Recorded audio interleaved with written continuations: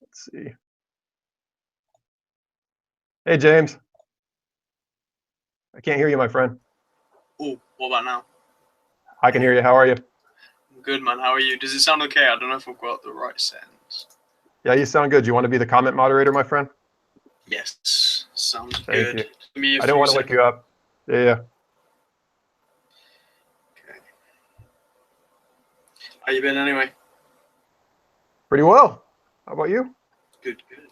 Yeah, good. Very good, thank you. 2 new watches on the way, so very excited for that. Almost bought some more from work. God, I need to slow down, I'm telling you. It's a dangerous, dangerous hobby. Oh, so Nilox is saying you got to send it to Orient, Japan directly. That's ridiculous. Do they have to pay for the shipping, or do you pay for the shipping on that? Yeah, you have to pay for shipping. I've heard a few people actually complain about about Orient's customer service. Quite a few actually. People have complained about it. Crazy. How you doing, Ty? Is my audio any better this week than last week? A lot better. A lot better. It's good to hear. Yeah, I hear you, Nilox. I can see why that would be a concern as well. I'm sorry about that, my friend. Okay, so let's go through. Did you do the Seiko SNXJ89?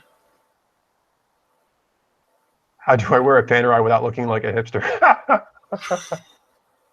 The reality is that you just got to not concern yourself with the people that think you look like a hipster. That's a personal hurdle. You got to work on that one. What was that one, James? Someone said had the Seiko SNXJ89 before the SER 2400. Just got into watches after watching your reviews. Yeah, I don't know which ones those are, Mata. I got to look those up, my friend. Let me take a look. Hi, Ty Prawn Curry.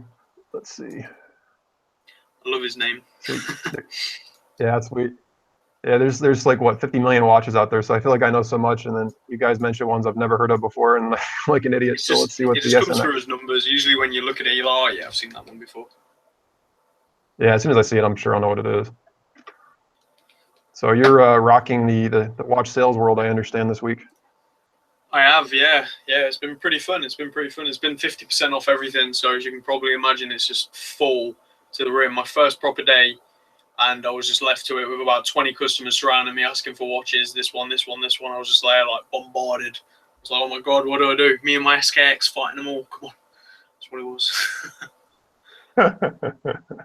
Oh hey, so yeah, Matt, I just looked up your first watch, and I can see why you got into watches.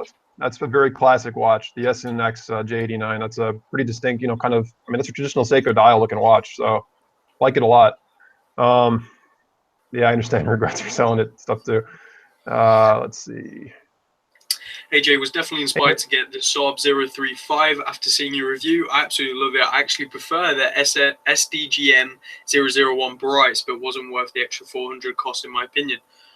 What do you have to say? Yeah, Nick, I got to agree with you, my friend. I, for what is it, $350-ish plus or minus with shipping, you get the SARB 35, and apart from the bracelet, I don't know what you're really getting in the upgrade. And I think the SARB looks more like the Grand Seiko than the Brights does. I prefer it myself. I have to agree. And the only complaint I've ever heard about them is literally the bracelets. But then apparently it's something that you can just look past because it's not that bad. Like there is worse. It doesn't like rip off your hairs or anything. And I've just noticed. What is that on your wrist? What is that? I haven't seen it yet. Oh. This is not an official. Everyone? This is not an official watch on my channel just yet. Let's not talk about this. You've not shown everyone yet. I have not shown anybody this yet. Sorry about that. Shush. Yeah, and I got some other stuff coming too. I've been dangerous. Yeah. I've got two incoming as well. Not anything as great as that, I'm telling you, but yeah. My black dial Orient Maker USA is awesome. That and my SKX 009 are your current favorites. Yeah, I love my SKX as well. Even with the Oris that I've now got in, I still find myself gravitating more towards the SKX on regular occurrence, which is just blowing me away. Because I thought I'd get a Swiss watch and I'd just be like, yeah. And I am. I love it. But the SKX still wins a lot. And Anthony, I know you're there just going, yeah, told you. I'm not judging. Yeah, Type Ron Curry. It is. It's an Avitimer. It's A23322 is the model number. Let's see. Yeah, Nilox. Yeah, it's the blue dial. Ah, crap! I couldn't keep it a secret. Um, All you my know what fault. I'm sucks? sorry. I've already scratched the anti-reflective crystal on it too, so I'm kind of mad at What? myself. Oh Yeah, man, I already how do you do scratched it. that? Being an idiot, running around like I'm a moron, like it's a $5 watch and banging into a wall. As you do. So I'm not classy enough for horology. Um, yeah, and Okay, I I watch want the to. Sub 33 is an awesome dress watch, There you but the black dial, I mean, is pretty cool. I prefer the white. I think you can dress the white up more. go. Can't wait until you get promoted and start wearing dress shirts and ties to work. Yeah, man. It's nice wearing We'll see how long you like shirts that. to work. I like it. I love it. I love wearing a shirt to work. Yeah. Yeah. I love sort of matching my watch to my shirt and just having fun with that sort of combinations and stuff. Love it. Yeah, the SKX bracelet is awesome. It's got that exactly that Seiko rattle has like a little bit of a soul to it, and I like the Jubilee. Yeah, You like it too, James, right? I love the Jubilee. It's my favourite bracelet. Can you hear that rattle? I'm wearing the SKX right now. That's the Yeah. rattle you're talking about. It's awful. Literally, if you were doing anything fast, like you're moving fast, picking stuff up, you can just hear it, and it really does bug me. But it's too comfortable to take it off. Like, I just love the bracelet. If that bit wasn't rattling, I've even contemplated getting like some tweezers and literally forcing it down. But then I was like, that's just going to dent the bracelet and it's not going to keep it still. And it just ruin everything. So I'm not going to do that. But yeah, it's very comfortable. Super I love Jubilee the Jubilee bracelet from bracelet. Strap Code. Yeah, I've heard really, really good things about them. I just can't really justify the price right now, because for that price I can get a really nice vintage watch and buy and sell and do all that kind of stuff, which is what I'm focusing more on at the moment. But yeah, definitely. Oh, Brian's in. How you doing, bro? Hey, Brian. I see Brian in like So everyone's comments. It's great. I love it when you see the same people everywhere. It's like, I know you. So the Super Jubilee from Strapco, what does that go for? I'm not familiar. I think off the top of my head, it's like £60. I don't know. I'm Holy gonna crap. Google it after saying that. I should have probably done that first. $60 for a bracelet. Holy crap. I mean, I say that. What does a Rolex or a Breitling or an Omega bracelet go for? It's ridiculous. Yeah, true. Hundreds of pounds. I'm loading out now if it will load. I may be wrong. Why they stopped SKX 007 Japan? Hey, I'm not familiar with that. Can you elaborate a little bit? I don't know that. That's something new to me. €63, $63 even, $63. So it's a bit cheaper. Why they stopped because the SKX is now no longer being made. You know, there's 007, they stopped production. They discontinued the line. Did you not know that? You guys know more than I do. No, when did this happen? Are they going to do an SRP version? It happened a while ago, and that's why the Paddy, everyone's saying the Paddy was the remake, the reboot, the continuation of the line. Yeah, because they've stopped it. That's why everyone was getting hold of them. And that's why I got mine, because they stopped it. I was like, I should probably get one then, whilst they still got them brand new. And I got my version. It's a K version. They didn't have any Japanese versions left, but yeah, they're no longer in production. And the reason being, I think it was just the fact that Seiko cycle through their lines after every 20, 30 years, it seems like, with some of the more iconic lines, and then trade it on to something else. The only line that seems to have stuck and is going to stick is the Seiko 5. As far as So you've got a Future Classic on your hands. Yeah, that's why I picked it up. I was intending actually to keep it in the box. Obviously, that never happened. So now it's like my watch, but I don't know. First Seiko had the same type of clasp in the SKX class, and it broke after 2 months. Oh, Holy God. crap.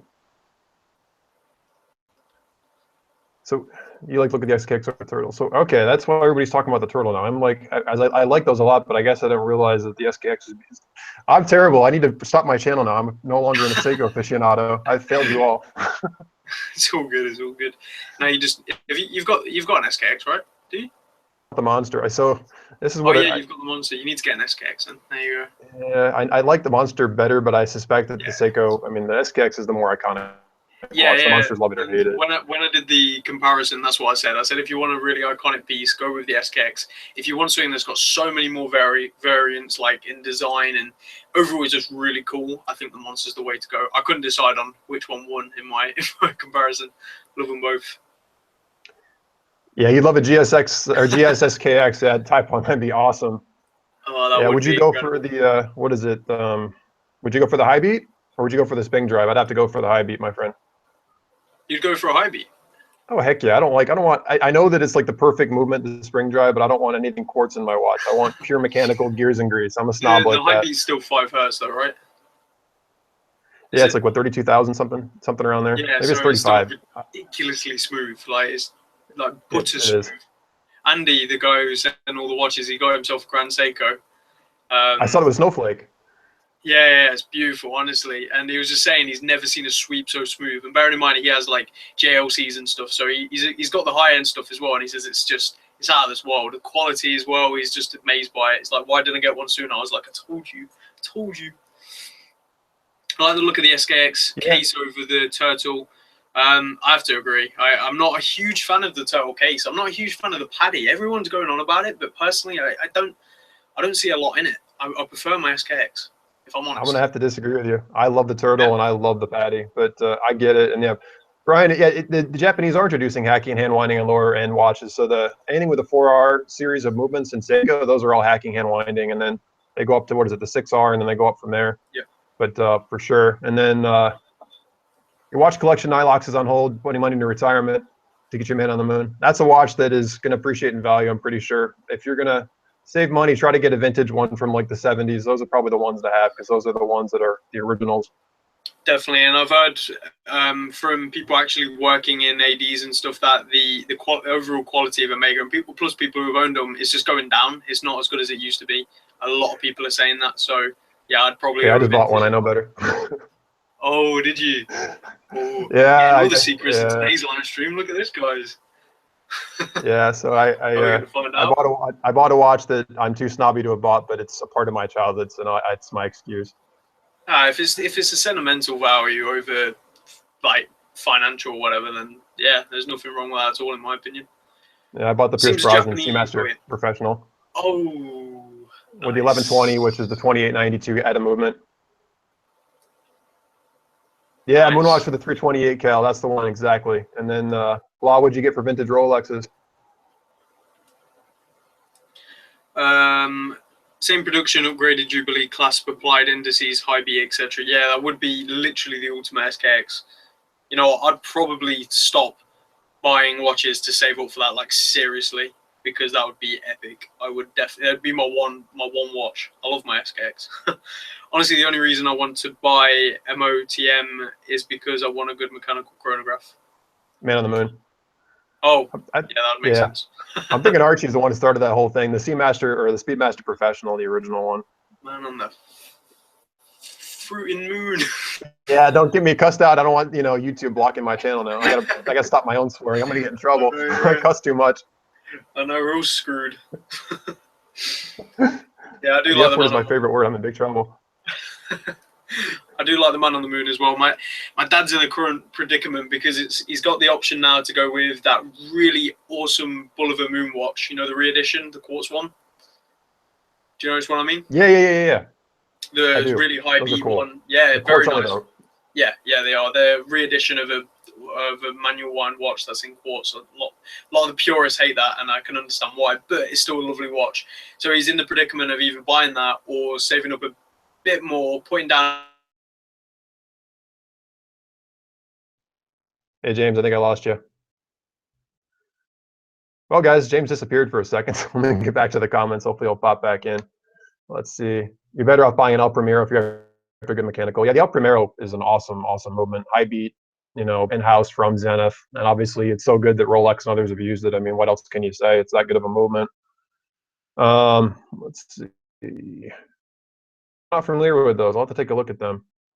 $700 hacking and hand winding. I'm thinking there's actually the what is it? The NH35 movement that a lot of people can convert the 7S26 to an NH35 by changing out the the winding crown / stem. You can actually make a 7S26 hacking hand winding. Is that true? I think I've heard that personally, but I could have misunderstood something. Tropical. Yeah, so you like the ones with like the faded dials. Some of my vintage watches, they've definitely aged, and some of them I think look pretty cool. Other ones I'm not really a fan of how they've aged, but I'm afraid to ruin their originality. Yeah, better bang per buck for sure on the El Primero. I can't disagree with that at all. That's a really good movement.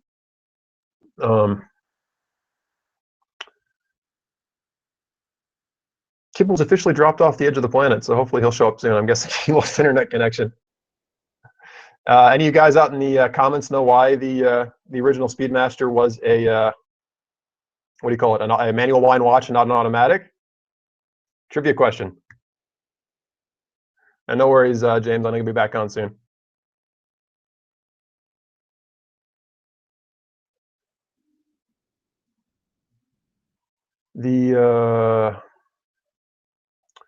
Sorry, Nilex, you're saying what's 5,000 to 6,000? The Man on the Moon or the El Primero or both? I'm sorry, which one you're talking about?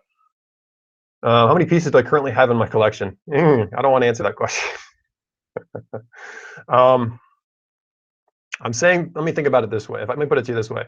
I think the ones that I wear continuously that I kind of rotate through, I'm thinking there's probably 11 or 12 watches that I'm constantly going through.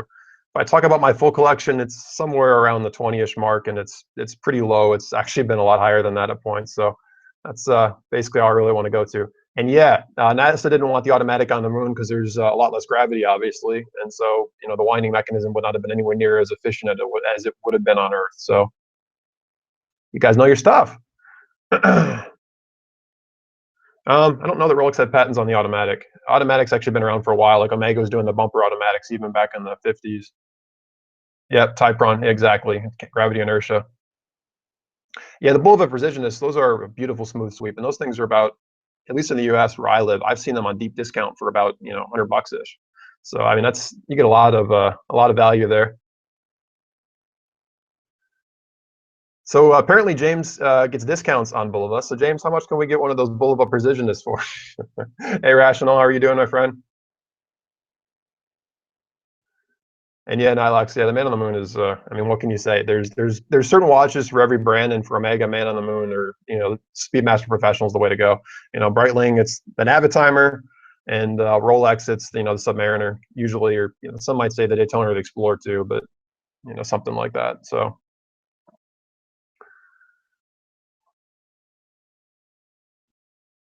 How about you, Rational? I don't know if we've ever talked about your collection. What are your favorite watches, my friend?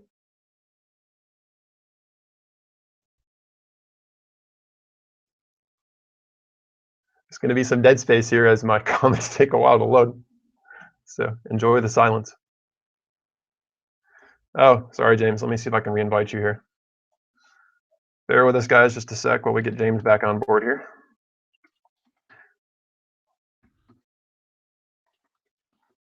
Been my partner in crime lately. If you guys haven't checked him out, he has his own channel called It's Kibble Talks Watches. I'll have to post a link in the description afterwards.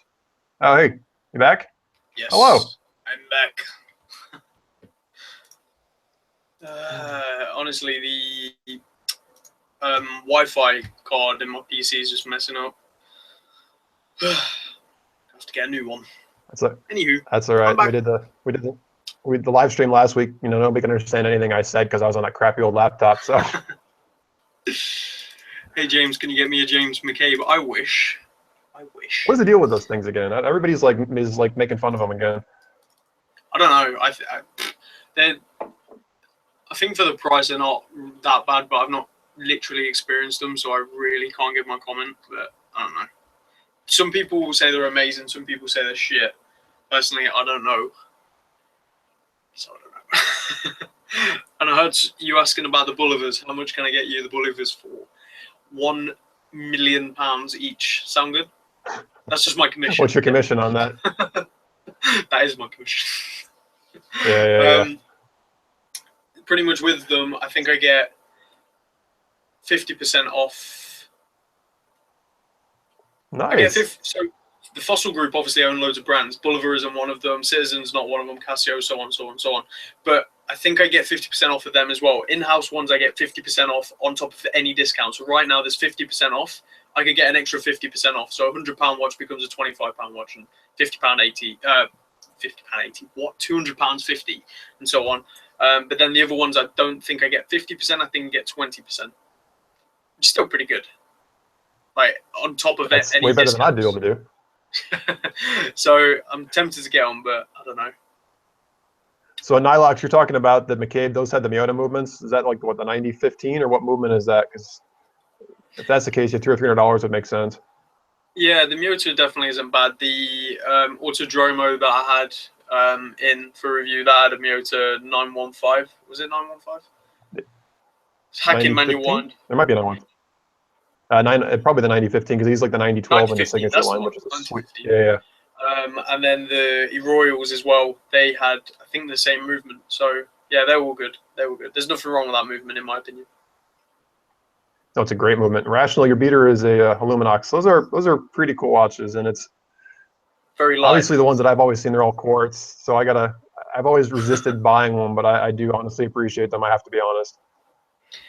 Hey James, from where you got your HMT watch? I bought it off eBay, and I think I paid like £4 for it. So yeah, off eBay. HMT is like the Indian brand. Have you heard of them? No. It was set up by the Indian government in partnership with Citizen back in the 60s. So they use old Citizen movements and they just cased in India. Really solid, reliable watches for like stupidly cheap with awful bracelets that burn your skin. No, they don't quite burn your skin, but they're horrible. But yeah, in terms of a real cheap watch, they're not bad at all.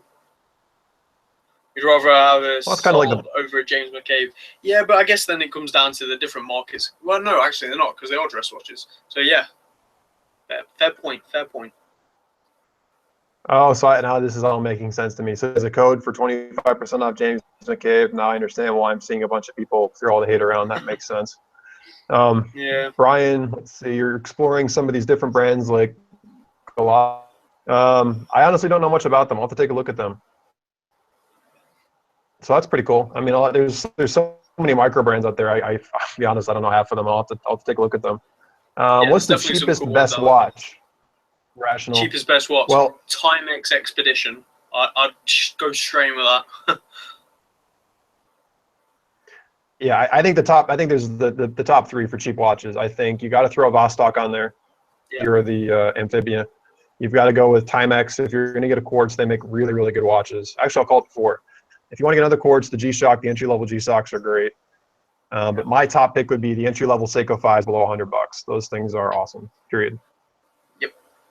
My friend's little sister, who's like 9, wanted a watch and she wanted a Swatch, but she also wanted something she could grow into. So I advised a Seiko 5. So this 9-year-old girl has a Seiko 5. How cool is that? I managed to get her to get a Seiko. She's got an order. She's there with a case back looking at it. So cute, honestly.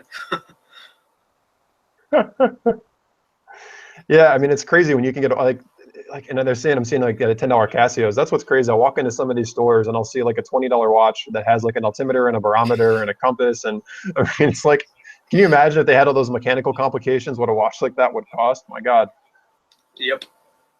It's crazy. Digital age truly does beat the mechanical age. No doubt about it. Rational. What would be the best Swiss watch under $1,000? Well, funny you said that. I just made a video on that, and I think James and I agree. If it has to be Swiss, it's Oris. Yes, Oris, and then Hamilton. Exactly. And I own a Hamilton. I've never owned an Oris. I love Hamilton because of the style, but Oris, if you want a dive watch, is the way to go. And people are going to ask, well, what about like Christopher Ward and Squale? And I think the lack of our answer on those is going to be good enough to answer that question. Yeah, but not a fan Seiko 5 versus Orient TriStar. Ooh, Seiko 5. I would go with this. Exactly. I'd go with the Seiko 5 too. I think you're going to have much more luck getting it serviced, that sort of stuff. Orient's customer service isn't great, though I've heard Seiko isn't the best either, but I've heard it's better. But Orient are really, really cool as well. So I don't think you can go wrong with either, to be honest. Yeah, I agree. The Seiko is going to be easier to service, and the Orients. I mean, both Seiko and Orient below $100, to be honest, have absolutely abysmal quality bracelets. But I think the Seiko has a slightly better Seiko or a slightly better bracelet on it for whatever that's worth. Yeah. They're both going to rip your hair out. Hamilton khaki. I like the Instrumatics. I think they're really, really beautiful. Like so clean, the dial and everything. I like those. I like the Jazz Masters too. The Jazz Master, yeah, a lot of history behind that. I've seen a lot of the khakis go up on eBay recently. I don't know why, and a lot of the Oris big crowns as well. Do you know which ones I mean? I do know what you're talking about. Yep. Yeah, I've seen literally tons of them on eBay. tons. Have they all been discounted or something at ADs, or like literally loads, like stupid amounts, like 7 a day? Yeah, the only thing I have against the Hamilton khaki is that I can get an Orient or a Seiko for about a third the price. That actually looks very similar, but I think they're cool looking watches. Don't get me wrong. And yeah, Glycine Airman is a very cool watch, but as you know, Rational was just pointing out too, they're under Invicta now, and I've said nice things about Invicta, which has gotten me a lot of hate mail. But I do have to say that I'm a little concerned too. Hamilton's going to take some of the quality out of the brand, if I'm totally honest. I still don't know. Invicta for the price, I don't. People say, yeah, but you can get this and that. And we spoke about this last time. I was like, the different markets. At the end of the day, the same people aren't buying them watches.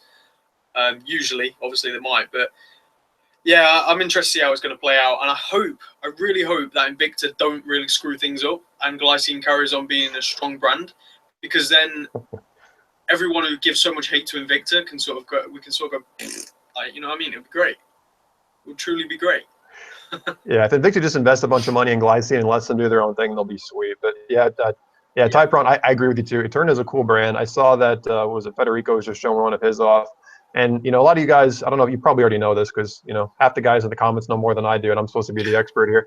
You know that Eterna is very much the beginning of ETA/GTA. So I mean, they have a lot of respect in the watch world, and yet a lot of people have kind of forgotten about them, which is pretty sad. Yeah, they do make some really, really nice watches as well. I think some of them are very overpriced personally, but they do have a long history. They kind of have that back to them that does give them that ability to price that little bit higher, but they're just not known. And for that kind of price, the other stuff you can get makes it really difficult for me. But yeah, I really do like them. And if I saw someone with one, I think we're losing James here again. The Invicta 9937, is that part of, I don't know that model number off the top of my head. Is that one of the divers that has like the Seiko or the Miyota movement in it? Which one's that? I'd have to look it up, but internet's being kind of spotty at the moment. Renzo, they're still into you talking about Glycine, my friend. If that's the case and service is still good, that's pretty promising, if I'm honest. I really like that. Which one are you talking about? Sorry. Invicta 9937. Let me see if I can figure out what that is. Invicta. So the problem is I know all these watches, but the model numbers, there's like 50 million model numbers. Okay, yeah, the part of the Pro Diver collection. Yeah, I had a Pro Diver. I had one with the Miyota movement, you know, maybe 10 years ago, and beat the crap out of it, and that thing just ran beautifully. I think I paid like $80 for it, and had a really good watch. Yeah. Oh, so the 9937 is a Swiss automatic. Yeah, I mean that's you know what, I do know what you're talking about. No, I have seen those. They have like the steel blue rotor on them. Is that the one you're talking about? It's like a 28-24 movement, I want to say. Those may not actually be a bad buy. The only thing I'd say about those is probably for similar money, you can probably get a used Hamilton or even a Tissot, you know, for about the same amount of money on eBay. And I think you're getting slightly better resale, and you know, quality is debatable, but I'd probably look at those as well for that price range. I got to look up that exact one. I know there's a couple of derivatives of the Airman 22.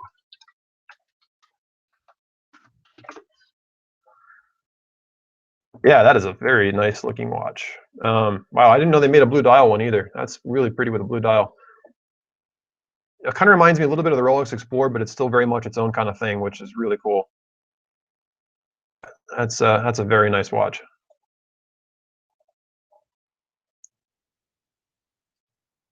So guys, let's what are your favorite watches out there? Let's start talking about the favorite watches in your collection. I want to know what you guys have on your wrist. Your wrist right now. I can't talk on my videos, and I can't even talk live. That's how screwed up I am. Forgive me.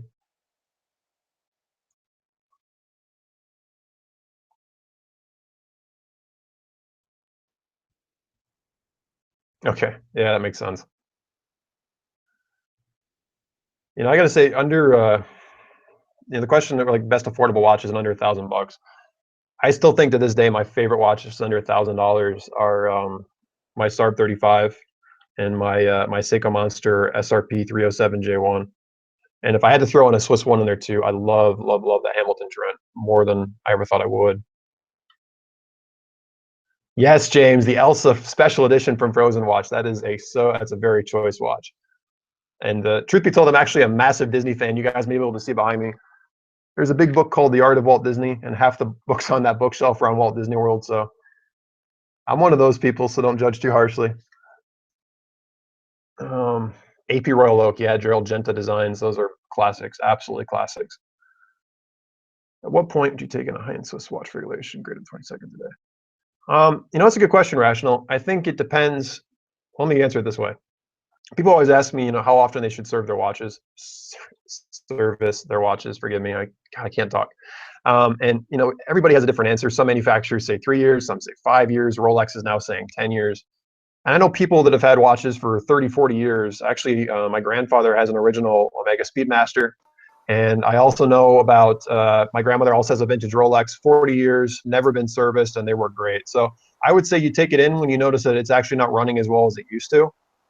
So if it's keeping pretty consistent time, I wouldn't worry about it. But if you notice that it starts losing time or gaining time, I would first take a look and see if it's something that might be something you might be magnetized, and see if you could demagnetize it.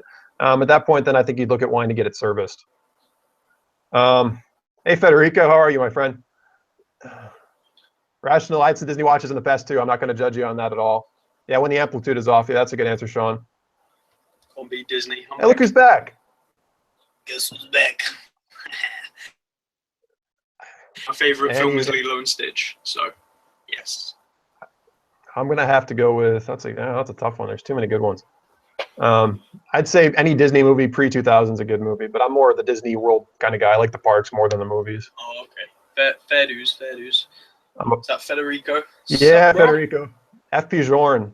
I was actually just looking at some of those earlier today. I was looking for a Parmigiani Fleurier, and then naturally I gravitated towards the FP Journe, and there's some really nice looking ones in the $30,000 range, but I'm not ready to quite make that plunge. Hey, Federico, do you want me to invite you? I'm happy to shoot you an invite, my friend. You can join us for a little discussion. We're friendly. And we won't bite, maybe. Yeah, exactly. Yeah, Mickey Mouse Rolex. Yeah, there's some really choice date just from the 80s, 90s. You can get the Domino's edition. And yeah, Federico, let me send you an email. Just a sec, my friend. Oh, God. James, fill up the airtime while I find his email. When people put their full collection, there's like a random plastic watch in there. That's their doors or something. Well, at least they say it's their doors. Like, we all know in secret they're wearing that in their spare time. Snoopy, you know what? That is actually one of my grails. I say that about most watches that I can't afford, but it is definitely one of my grails. I love it. Isn't the Snoopy itself loomed as well? It looks so good, and it says the quote around the tachymeter, right? As well. So good. Can't figure out if you like the AP Royal Oak or not. I really, really love the 15400 in blue, but once you get into the offshores, I think they just get really ugly and gaudy. That's my opinion. And yeah, but 15400 in blue is just one of my grails. There you go. It is beautiful. It is truly a beautiful watch. I'm yet to get my hands on one though. Sorry, my internet is frozen. I'm trying to pull up your email real quick, Federico, so I can invite you. Sorry about the delay here. Wow, I've completely crashed my internet. You can get offshore for a steal nowadays. Yeah, but I still really think they're too gaudy. I think they're quite gaudy, personally. I've seen some nice ones though. That being said, I have seen some nice ones. Comes down to a Mega Seamaster or Tudor Oyster Just. What you say? It's a tricky one. I like both. Depends which Seamaster you're going for. Really. The offshore have a stigma attached to them. Yeah, definitely. Rappers. There you go. Royal Oak is a classic. Yeah, the 15400 all the way in blue. Didn't they discontinue that line? I'm not going crazy, am I? They did discontinue it. Which one's this? Sorry. The 15400 Royal Oak. Yeah, I do think that sounds about right. Honestly, into AP and I knew them pretty well. And then once I started hearing, you know, after Archie had all those dramatic videos and I started hearing some other people talk about the servicing nightmares, I intentionally stopped looking at them because I figured it was pretty dangerous to get too much into those. So I don't know them as much as I used to. Oh, it's boutique only now, is it? Okay. Seamaster would be more rugged and Oyster Juice might just be more fragile.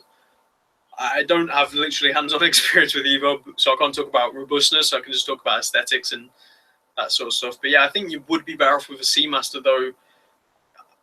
I feel like I'm probably going to get a lot of flack for this, but luckily everyone else knows their stuff a bit better than me. So I feel like Omegas are depreciating pretty damn quick recently. So I don't know whether they're the ones to go. Am I right? I don't know. I feel like they are. I could very well be wrong. Federico, how do I find you on Facebook? I'm failing miserably. They're both irrational, yeah, I agree. AP services fuck me dead. Yeah, I've heard that. You weren't wrong, James. Yay! It's just because recently I've seen the prices just plummet, and it's just because I've always wanted an Omega. I've loved the Omega for a while now, and I still am planning to own a Geneve, either a Geneva DeVille or an old Seamaster. But in terms of the new ones, all I've heard is pretty bad stuff in build quality and just overall robustness. And then their prices are just depreciating fast. Like you can pick them up pretty damn well, pretty damn cheap even for what they are or what they retail at, which is kind of shit. Well, you know what? I hear a lot of like various things too. It's like you ask different people and you hear totally different answers, especially with Omega. Of course, yeah. Like, you know, I've heard a lot of people, you know, say the coaxial is actually more reliable than the 1120, you know, 2892 base movement. Then you hear other people saying it's just a con. Other people say it's a total bunch of crap, exactly, and they'll be like, you know, come on, internet, play nice yeah, with me. I've heard really good things of them. Especially, like I said, the DeVilles, I love the DeVilles. Even the new DeVilles, they've got some really nice ones. Especially the blue dials are very nice. I think they're women's though. I'm actually not sure. I think the ones I was looking at were actually women's, but hey, it fits on the wrist, so it's fine. Who cares? But well, you can yeah, get some really nice. You can get some really nice, you know, vintage Omegas from like the 90s for like nothing. Yeah, definitely. An old Geneve from like this 60s, 70s era is only about £200-300. It's a real bargain when you think of how much history you're getting, you know. But you just got they're Frankenstein to crap, like honestly. They're worse than the Seiko 5s, the vintage Seiko 5s. You're lucky if you can get original one of them. I'm telling you, it's crazy. I'm like, my internet is driving me nuts. Yeah, I do like the bracelet design. Very nice. Go both, yeah. Just double down. Let's see. It's definitely a buyer's market, except for a handful of pieces. Yeah, the Man on the Moon is definitely one that's an exception. No problem. I really like the AP Royal Oak, and I got to admit too, and this is probably a negative thing, but I really like the Royal Oak Offshore too, as much as I hate what it's associated with. I don't want to be one of those people, but I really like the way that watch looks. I'm Googling that watch now. Professional. Which one is it? Sorry. It's quite gold. You know what? Would it be bad of me to say that I love the blue, and I think blue and gold can work very well? It really comes down to the price for that. So 90 quid brand new. I don't know. Personally, I know what you can get for 90 quid. Other than that, that's a really good watch. So for me, no. But if someone was to come up to me and say, "I just bought this," I'd be like, "You could have done worse." I've seen like some of the watches I see. I really think like now when people tell me they bought certain watches before, I'd have gone, "Why did you buy that?" Now I'm like, "Well done. You've missed out on like 90% of the crap." Like there's so much worse that people could buy. Honestly, it's crazy. Looks like Federico's about to join us. Awesome. Oh yeah, I see his name right there. Really, Renzo, what are you saying really about me saying blue and gold? Got a feeling a few people might not agree. You prefer the Royal Oak chronograph? That's the offshore, I think. Or is there a normal Royal Oak chronograph? I'm pretty sure that is the offshore, right? Which one's that? Someone said he prefers the Royal Oak chronograph. That is the offshore, isn't it? That is the offshore. Yeah, that's the big watch. Yeah, I don't know. I'm sorry, guys. My internet's being goofy here. There's a lot my of lag. internet just keeps going out. It's honestly awful. What about the new Rolex movement 3255? I haven't a clue about it. Do you know anything about it?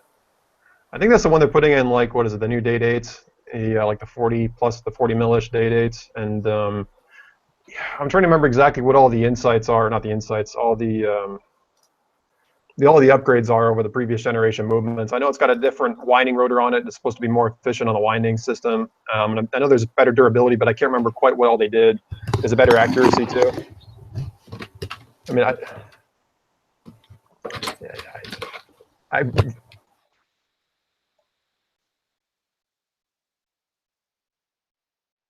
Federico, we're doing all right? Sorry about that. I think he keeps going out. Federico, I think you got to make sure you got your webcam selected properly and all your audio settings and the little settings button at the top. That's what it looks like is the problem, because he's in, but we can't hear or see him. Yeah. Yeah. Better accuracy. Yeah, type run exactly. We're waiting for the modems to dial back up because our internet's not. Yeah, we're just listening to that sound at the moment. Mine is my Wi-Fi card. It's literally, I think it's fried. It keeps just cutting out. Because of my motherboard layout, it's on top of my graphics card, not like literally on top, but yeah, it gets quite hot. So yeah. When I win the lottery, I'd love to get the AP pounder? AP Royal Oak offshore chronograph with gold bracelet. Ooh. Very nice. So if we're to talk about Grail watches, I mean that's a fun discussion, is it not? And by the way, it's a 3255. I just pulled it up. So it's got 70 hours power reserve, which is awesome. It used to be about 50. That's crazy. What hertz is it at? Because usually they compensate on the hertz, don't they? So it ticks a lesser beat usually. Drops down. So uses the paragram hairspring. Yeah. I'm sure it's going to be 28,800. That's their default. Because I know typically, and Federico, if he can get on, he probably can speak to this better than I can. When you get to higher beats, you tend to have less. It's more difficult to get the same amount of accuracy. And it's I think more on the movement as well. No. If you had $1 million spare, what piece would you get? I think I said it last time. The Vacheron Constantin white gold offshore with or overseas. It's the overseas, not offshore. It's the AP. It's got like the moon phase. It's got everything on it. It is truly beautiful, and I think it's like £130,000 from the retailer. Truly a beautiful watch, in my opinion. Any Patek Grand complication would do it for you. Yeah, I feel like that's just what a lot of people would go for if they had that kind of money. So maybe that's just the inner me wanting something that's a bit different. I don't know. Oh, fellas, can you hear me? Hey. Yes, we can. Oh, thank God. I hate Safari. It never works. How are you doing, Federico? I'm good, man. I'm good. I was talking to myself for like 5 minutes. Better than company, Let me just start off by saying congratulations to Mr. James for his first gig. That's a great place to start. Thank you, man. Thank you. I appreciate it. It all starts from there, man. Trust me. It all starts from retail. So definitely. Well, I've had the privilege. I don't know if you saw. I was able to go on a video with Paul Thorpe, and he gave me some great advice. And we've been talking a bit off camera and stuff as well. He's really helping me out a lot, actually. So yeah, onwards and upwards. He knows his stuff. I mean, listen, he's more in the gray market, but he knows his stuff. Absolutely. So I know you can't tell me, or probably don't want to say on here, some of the stores you worked at, but being that you worked retail and you were in New York City, I'm guessing that Vempe or some nice little shops on Fifth Avenue you've called home at some point. It's actually, it's no big secret. I started at the Cartier Mansion. Really? Okay. And then I spent a very short amount of time at Tourneau. Okay. Which, yeah, no fun. Yeah. I used to buy from them. I was a dummy. And then Vempe. Yep.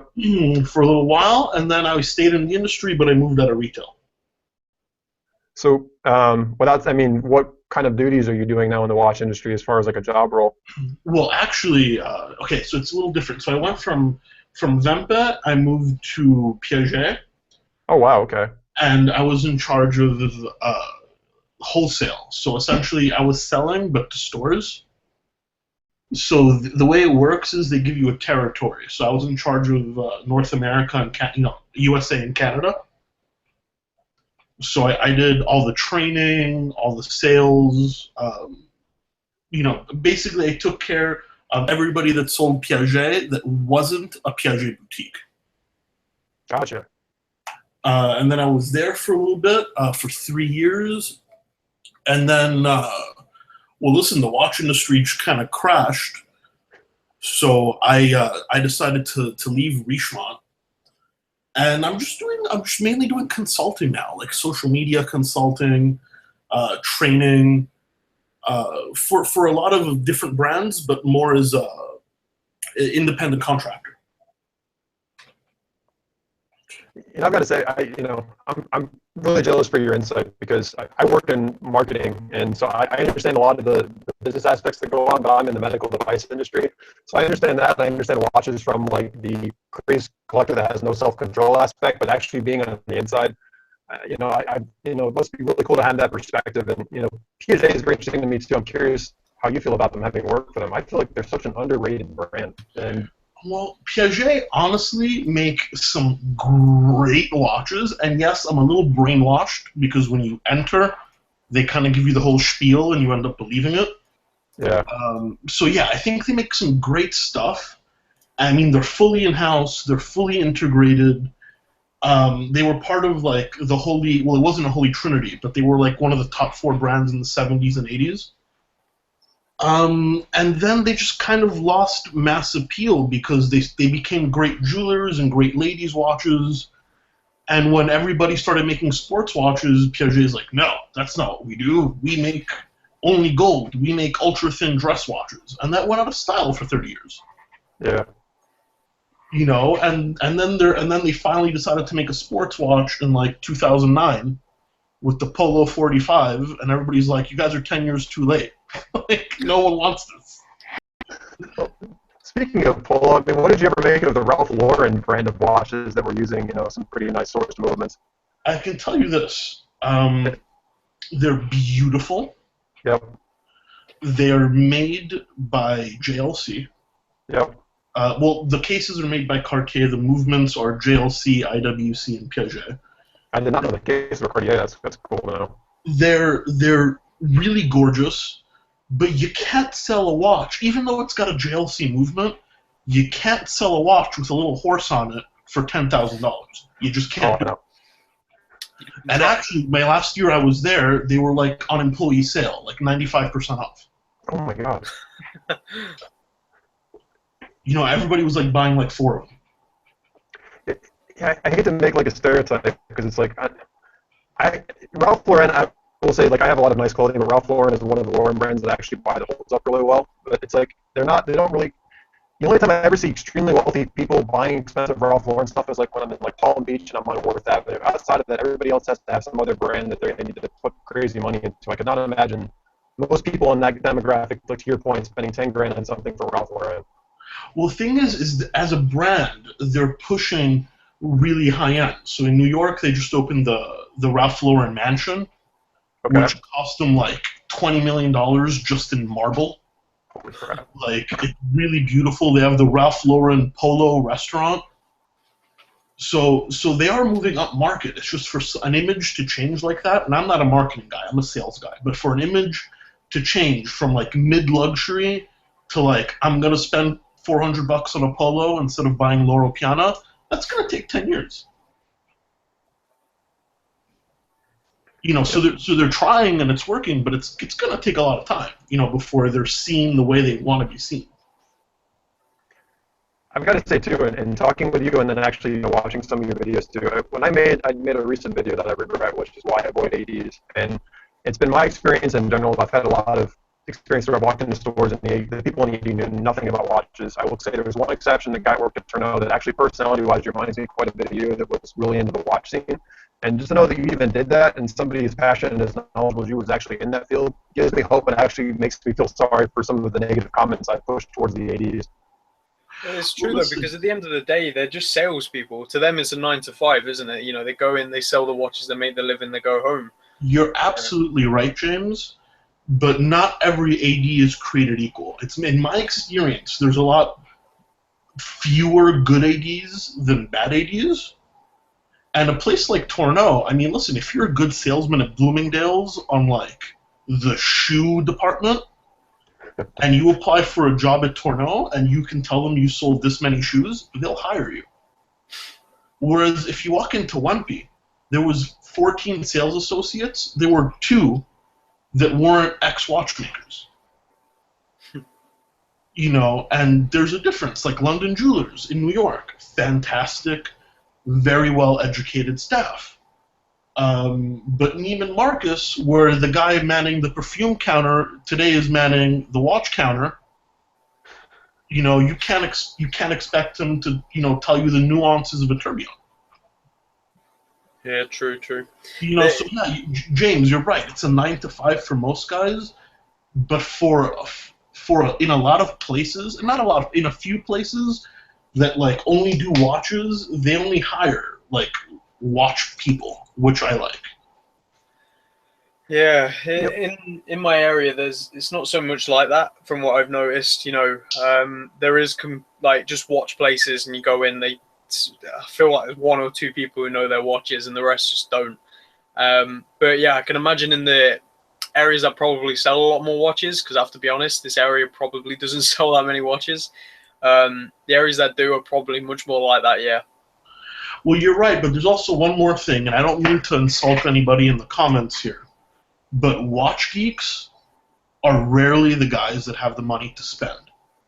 So, Sure. like, a watch geek might walk into my store. If I was working retail, I might spend 2 hours with him, give him a hell of a service. He might be really happy. But Melanie, you know, another saleswoman over there who's very cute, and she's just very good at sales, will pop out 3 or 4 Rolexes to just guys who walk off the street because she's good at sales. So, yeah, watch stores want people to know their watches, but they also want people that can close. Because at the end of the day, closing is what pays the rent. Yep.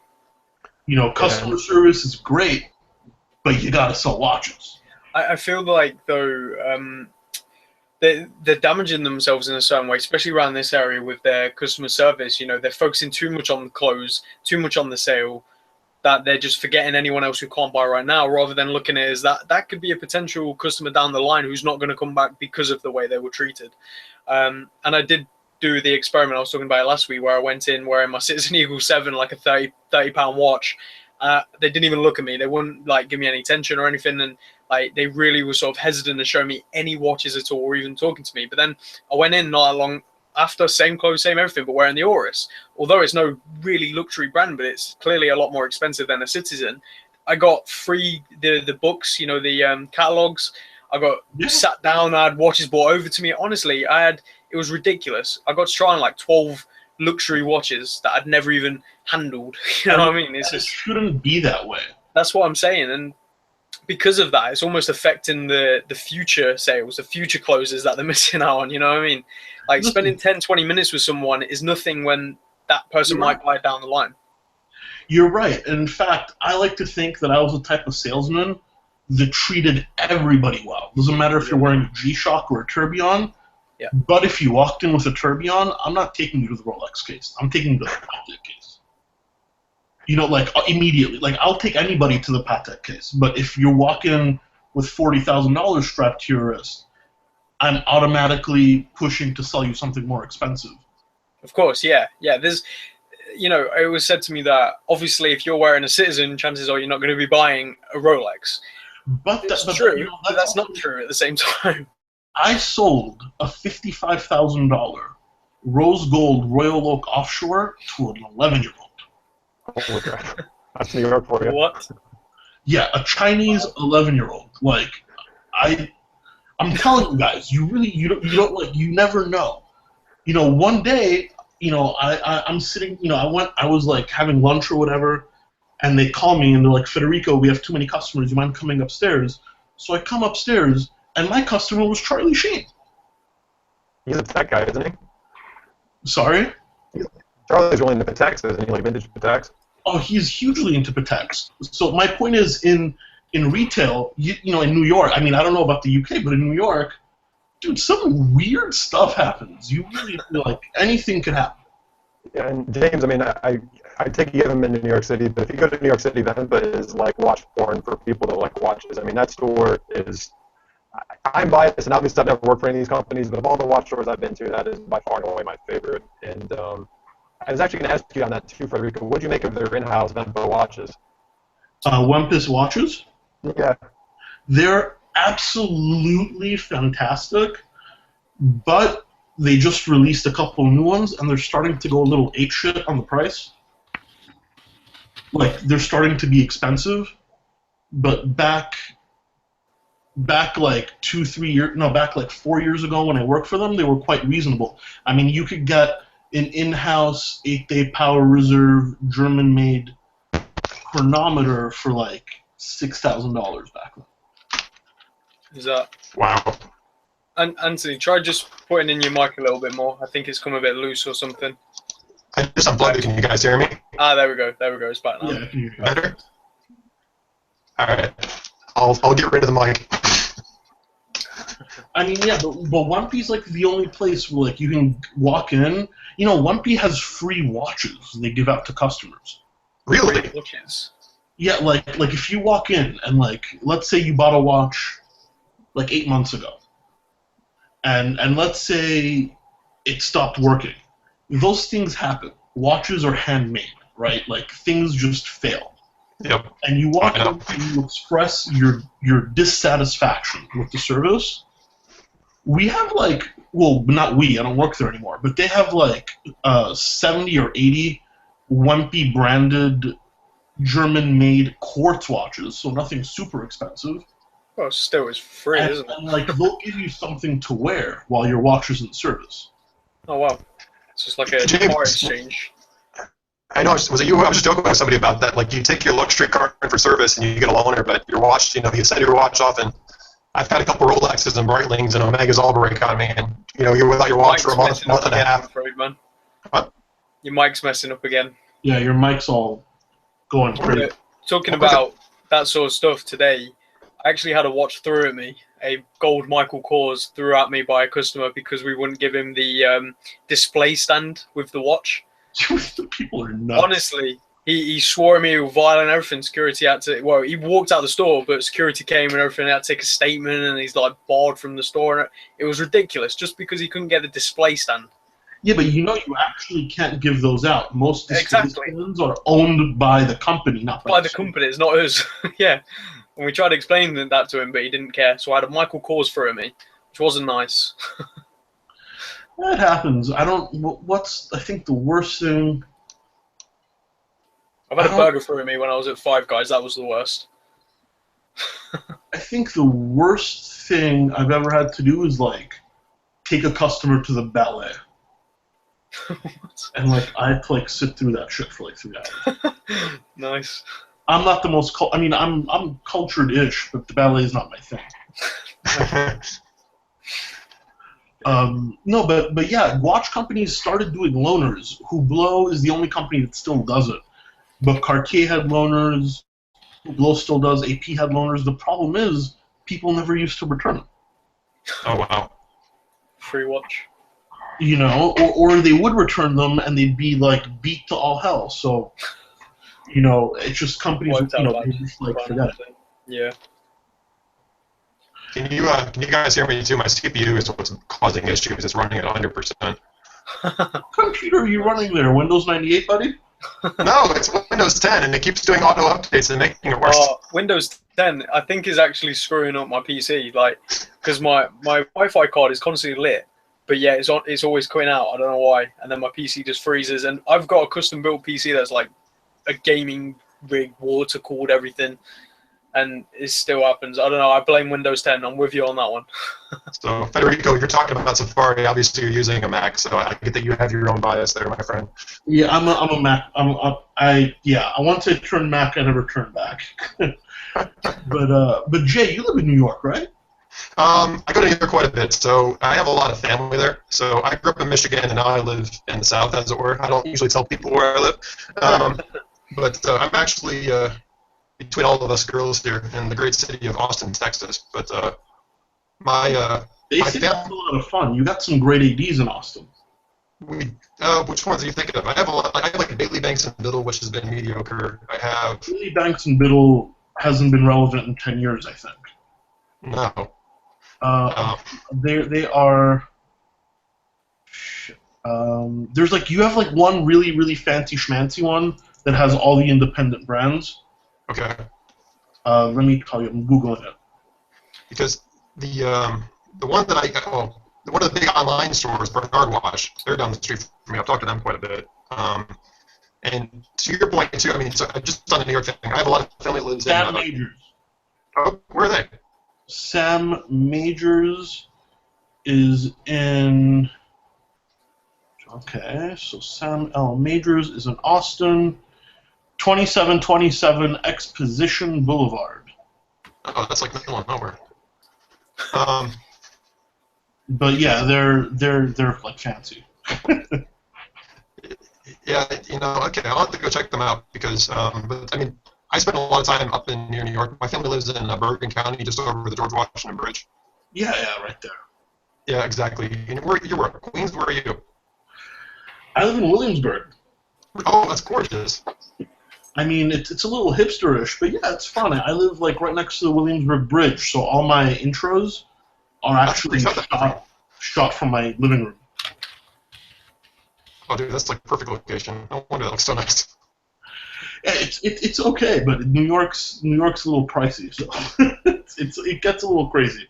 Well, you know what's sad is like Austin, Texas is getting all hipstery and pricey. Like if you want to get like a 400 square foot place downtown, it's like $2,800 a month now, which is absurd for a little city like this. Yeah, I mean New York. If you want a studio in Williamsburg, it's probably 3.5. Yeah, I know it'd be more. And Got James, London pricing. James, you're in like Leicester, right? Yeah, Midlands in Leicester. Yeah, You prices follow are shooting up football? here as well. Do I follow the football? No, I should. Pretty much, that's like the one talking thing that everyone goes with me, and I'm just there like I don't pay attention. Hey man, watches is better than soccer. Trust me. Yeah. Literally, everyone goes crazy over it. The football match was today, and it was in Liverpool, and it was at their home ground. But yeah, our town was just packed. Like people were everywhere. It took me an hour on the bus to get from here to town. It takes me about 40 minutes to walk it. That's how busy it was. People going into the pubs and clubs and stuff to watch the football. Honestly. I mean, Sunday I watch the Italian league, so like every Sunday I release my videos like super early. That way, like no one can bother me for like my 2.5 hours of like sanctity. So I'm getting the impression too that so I mean, James knows a lot of people know me is what I know about watches is okay. My biggest passion actually is cars, which I'm beyond obsessed with. Like I should be committed for it.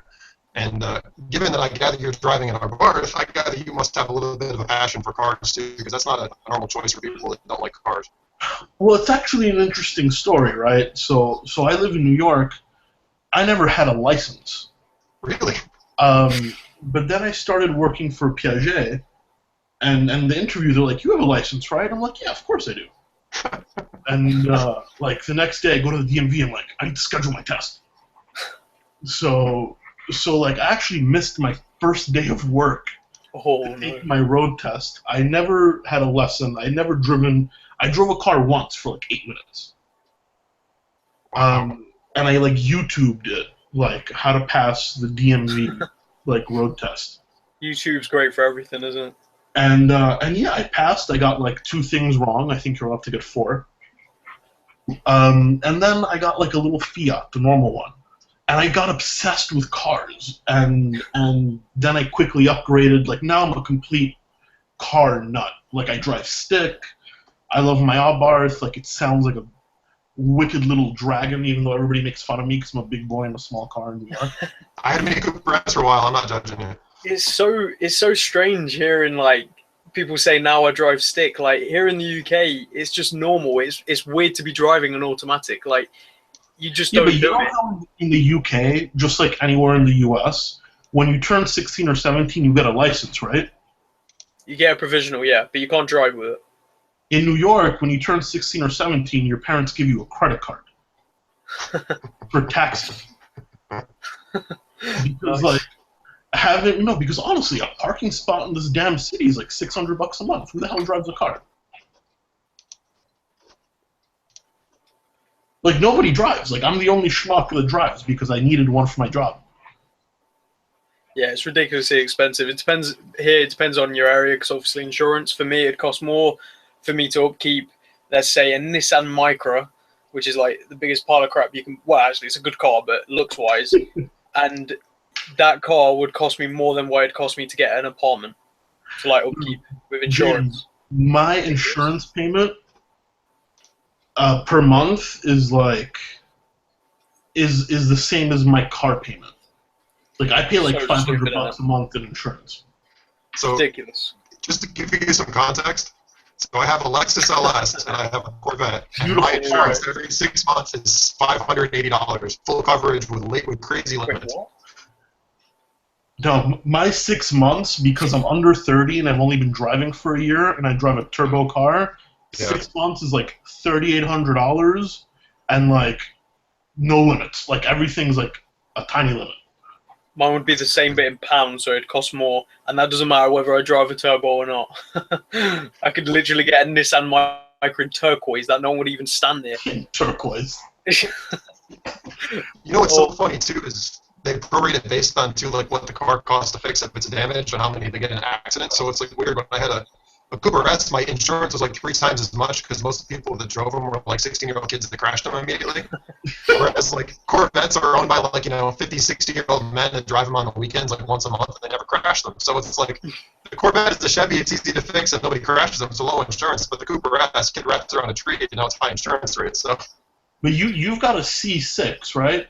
I have the last of the C5s. I've had it forever. So I love pop-up headlamps. And truth be told, I've actually been looking for like a Z06 at this point, but I'm still in love with my car. So, but I have a 2004 C5, but it's got like 30,000 miles on it. So I don't know if you watch like Matt Farah on car. Oh yeah. He's got the same car you do, and he's got it tuned to like put out like 900 wheel horsepower. Yeah, my car's not stock, but it's not that fast. Dude, they're insane. Like, those cars are not expensive, and they could, like, with a little bit of tinkering, they'll give like some serious cars a run for their money. Yeah, and they're kind of like, I mean, not to use a watch bum, but they're kind of like the Rolexes of watches. After a while, they reach a value where they're not going to depreciate anymore, and then they start collecting back in value. So when I bought my car, I think I've lost over the tons of years I've had it and 30,000 miles I put on it. I may have lost 10 grand on a car. And now it's going back up, and now my car's probably worth, I don't know, maybe 25. And yet I can make it 1,000 horsepower and run forever and never have a problem. My car's 2 years old, and it's worth exactly half of what I paid for it. Yeah. And I still owe like $10,000 more than what it's God. worth. Oh, God. So yeah, don't get me started on the Lexus LS. Did you drive the Fiat 500 before that then? I'm assuming, right? I was driving like a normal 500 before that. The normal 500. What do you think of it? It's okay. Listen, it's a good car. Car. It's a very good city car, but then I became an enthusiast, and 100 horsepower just wasn't going to do it. I'm literally on the fence because obviously my first car won't be able to go with something like that. So it'd be like a Fiat 500. I'm really, really liking the Citroen DS3. Have you seen that one? Listen, here's the thing about the Fiat. Everybody calls it a chick's car, and they're not wrong, but chicks love a guy that drives a 500. Same thing with the Mini Cooper. I have girls all the time coming up like, "Oh, your car is so cute. Can you take me for a ride in it?" She running the show off a Raspberry Pi. We used to mess around with them in IT at school. They were hilarious, honestly. Hey, Jay, how long does it take you to render a video on that thing? Oh, somebody's going to start pulling out the jokes here. So it takes me about 25 minutes to upload it, but actually, well, my low-quality videos probably take me about 20 minutes to render, to edit, and then the one that's coming tomorrow, I've actually probably spent 8 hours messing with it, and I'm still not happy with it, but the actual rendering process is about 2.5 hours. Yeah, that's a little while. Yeah, you can pump out a lot quicker than me. Well, I mean, it's not that quick. I mean, the only good thing is in New York, I've got there's fiber internet. Yeah, we're getting Google Fiber here soon. So, like, upload is like 45 seconds. Oh, that's nice. But 45 seconds? Well, it's because What's your upload it's not even expensive. It's just the building is wired for fiber optics. Oh, what's your internet speed? Do you know your upload? 250, 250. See, this is the thing. The UK, we have like really good upload speeds like that. I think my upload is 250 as well. But my download speed, upload speed is the awful one here in the UK. We don't match ever, nowhere in the UK. You're ADSL, so technically you can't. Like, you're on copper wire, so you can't match. It just doesn't work. Honestly, it's ridiculous. So I'm on 250 down, which is great, but I'm on like 15 up, which is still more than enough, and it gets the job done. But it's ridiculous. 250 down and 15 up, like. Well, listen, whenever I visit my parents, like, they don't live in New York. They live in Italy, and they have a house in Florida and whatever. I upload a YouTube video, and like what takes 45 seconds in New York takes like 6.5 hours in Naples. That's crazy. It's like, yeah, grab a glass of wine, smoke a pack of cigarettes. Like, you'll be here a while. Well, when I went to Wales, sorry. Oh, go ahead. I was going to say, the U.S. in general, though, our infrastructure is so old. I mean, a lot of people I know, they think of like all the great technological inventions we have in the U.S., but our infrastructure is so poor in 99% of the country that like our internet speeds compared to like most of the other world we're like third world conditions for internet speeds in general. Forget internet speeds. What about roads? You know how many flat tires I got last year? Oh, I grew up in Michigan. You could get lost in potholes and never be found again. Dude, I got like... How bad over there? It's really bad. It's bad, dude. It's really, really bad. By the way, Jay, whatever you did, we can finally hear you, so, like, don't move. What I did, so here's the big problem, is I shut down my web browser because Chrome was killing my CPU, but now I can't read any people's comments, so I'm sorry, guys, if you're asking questions or saying stuff. I have no idea what you're saying. Forgive me. I'm keeping it open. Thai Prawn Curry says South Korea is the internet capital. Yeah, you're right. Like, internet in South Korea is, like, dumb. Because of the gaming. Gaming is their sports. Like, the gaming industry over in South Korea is literally huge, and it's bigger than any of their sport industries, so they put a lot of money into their internet, gaming development, all that kind of stuff. That's one of the main reasons. Same with Sweden, actually. Yes, I've heard that too. Finland. But yeah, Europe's the only one that's like in the toilet over there. Pretty much. No, when I went down to Wales, honestly, or over to Wales, the internet over there was dreadful. I didn't even have one download. It was like. I lived in Cardiff, James. You lived in Cardiff? Wow. Oh, nice. Yeah, University of Wales. I couldn't even watch like 240p YouTube in my dorm room. Honestly, it's dreadful down there. I worked down there for a little bit as well, in like Newport near Cardiff. Oh, but Newport's ghetto. Honestly, you cross over each time, right? That bridge. Dude, that's really ghetto. Like Newport is where people go looking for a fight. That's why I worked down there, isn't it? But yeah, it was great down there. So, James, what watch do you wear to work? I'm kind of curious. Everything and anything. I switch and swap. They don't really have a rule. Obviously, they prefer you wearing something that they sell, but I get a free watch after 3 months, so I'm not going to buy any of them. Pardon? What are you going to pick? I think there's a budget range, so I'm probably just going to go with, and I think it has to be the in-house brand, so the ones owned under the Fossil group, so probably just a chronograph Fossil. Doesn't correct me if I'm wrong. What's like Fossil's highest end brand? Zodiac. But Zodiac. Yeah, but they don't have them in because we're an outlet, so we just get all the stuff that no one else can sell and gets discounted ridiculously high. Oh, so you're like a dumper store. I mean, yeah, literally 50% off everything. Hi, man. Listen, you got to start somewhere. Maybe if the Zodiac doesn't sell, you should pick one up immediately. Yeah, well, we've currently got the Boulevers in, and we're getting the new curved ones. We had the rep from Bolivar in actually yesterday, and he was talking to me about it because I was obviously asking loads of questions. The world's first curved movement in the curved case. Yeah, it's coming to ours, so I'm probably going to pick one of them up. I get 50% off. So. And by the way, that's the best way to advance your career is to chew off the ears of all the reps. Yeah. I mean, that's how I do. Opportunities down the line to go to London to do some training with a few of them, so I'm probably going to jump at all them opportunities as well. Yeah, just chew their ear off. Like, make sure everybody knows who you are. Do all the trainings, and like, listen, when something, and every time they come in, maybe not right now because you just started. Every time they come in, hey, dude, how's your day? How's the industry? Is there anything open? Like, just a rep is what will always get you your first rep job. Definitely. It was funny because I just overheard a little bit of the conversation he was having with the manager about it, and that's when I went over and I was like asking him loads of questions about it because I was really interested. So yeah, it's going to be interesting to see it in the flesh. Obviously, we've got the Precisionists line in, and they're great. Like, I really do like them. They're the smooth second-hand ones, right? Yeah, they're beautiful. They're really, really nice. What's the battery like on those? I think you're looking at it really depends because we're the outlet. I can't really say because obviously it could have been sitting somewhere else for like 2-3 years, or maybe a year.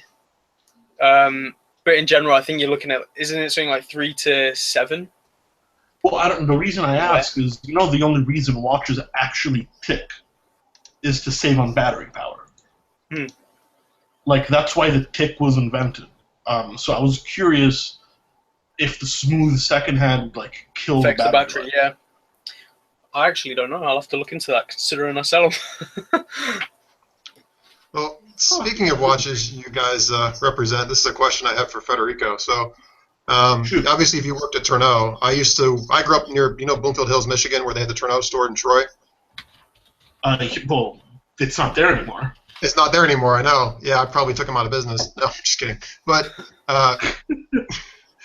I noticed what they were doing as actually the guy I used to work with. I bought a lot of watches from them before I knew better, and the rep there was awesome. He was a really cool guy. I still remember his name, but they used to always have the in-store watch brands, the Tourneau branded watches, and they always would say, yeah. And it's the thing I noticed at that store is those watches obviously never sold, and they'd always show up like at a TJ Maxx or a Marshalls 5 days later in the deep discount for like $100 on the like a display counter.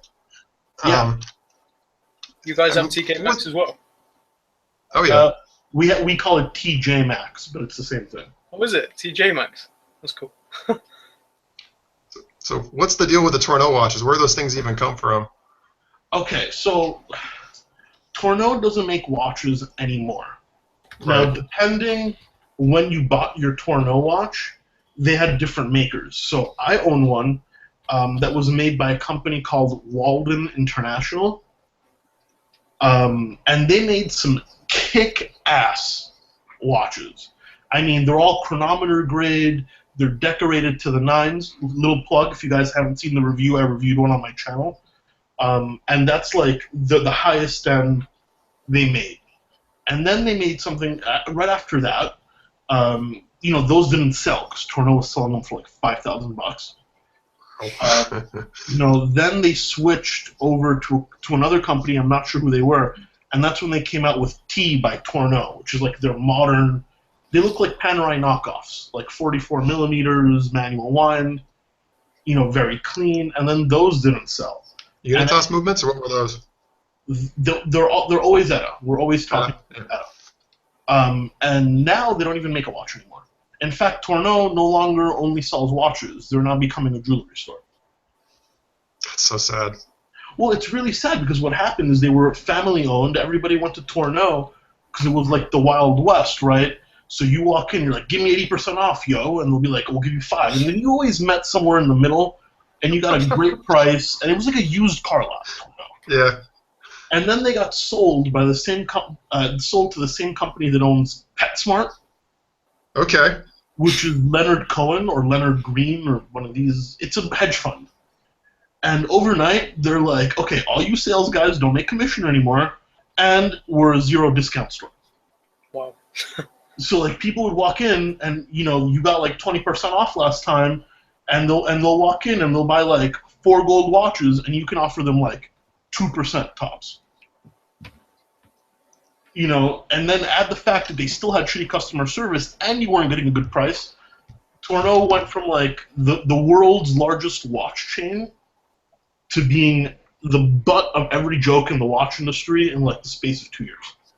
Well, a little inside story too, which James has heard too, is the people at the local Tourneau that I used to go to, back when I was first getting into watches, mid to late 2000s. I think you and I are about the same age. I'm 28. You're like what, 28, 29? 28.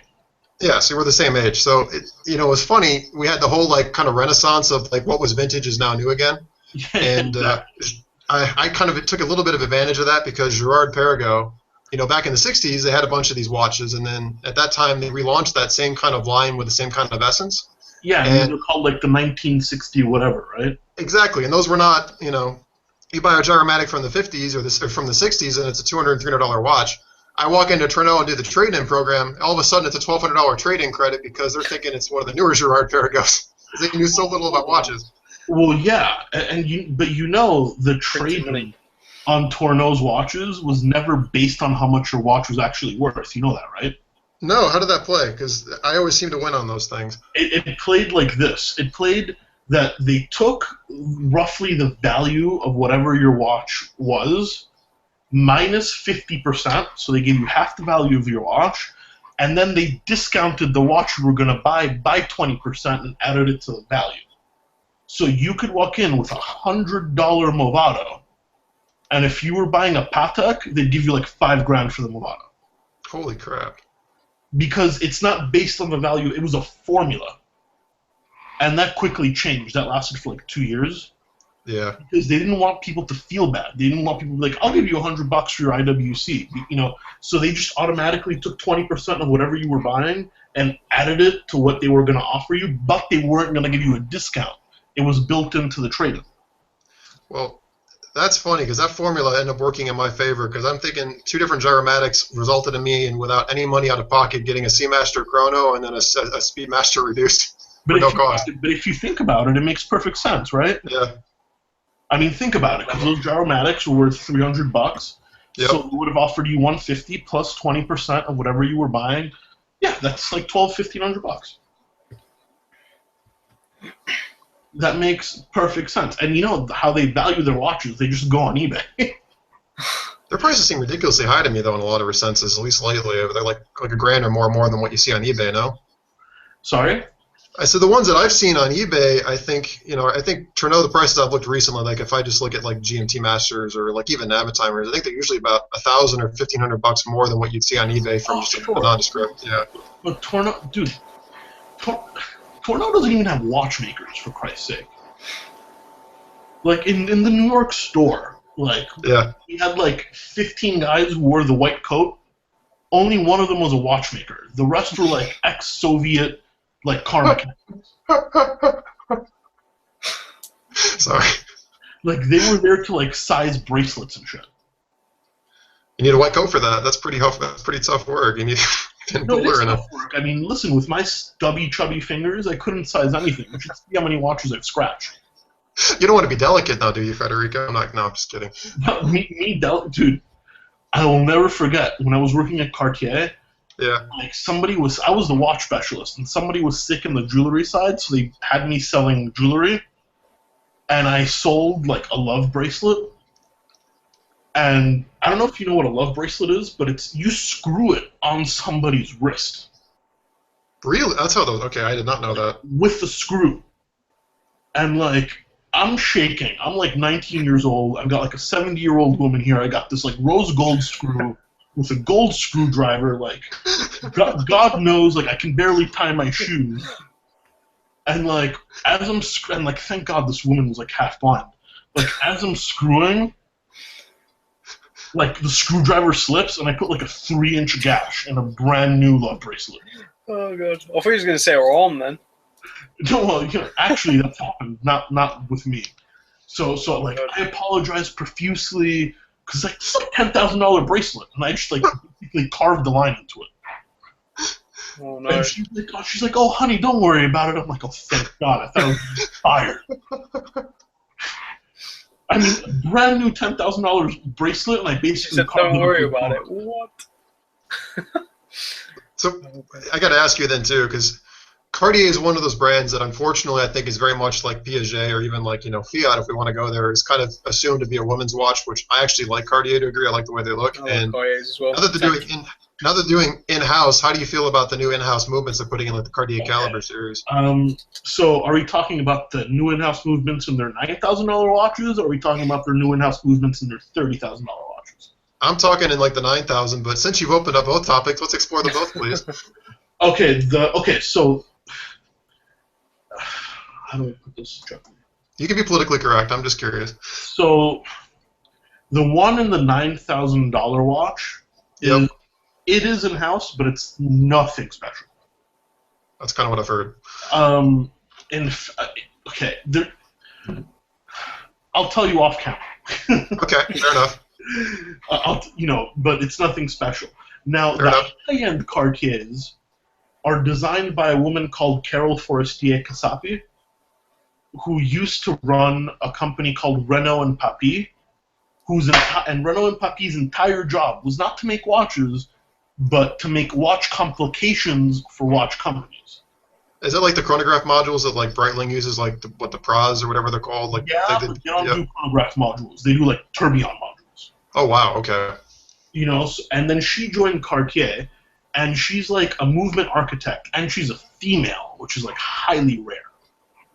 And yeah, they're $30,000 watches, and like 50, 60, like those movements are seriously legit. Like some of the coolest stuff in watchmaking today. Like they came out with a movement that used 0 oil. Wow. They came up with a mystery, like a completely see-through mystery dial.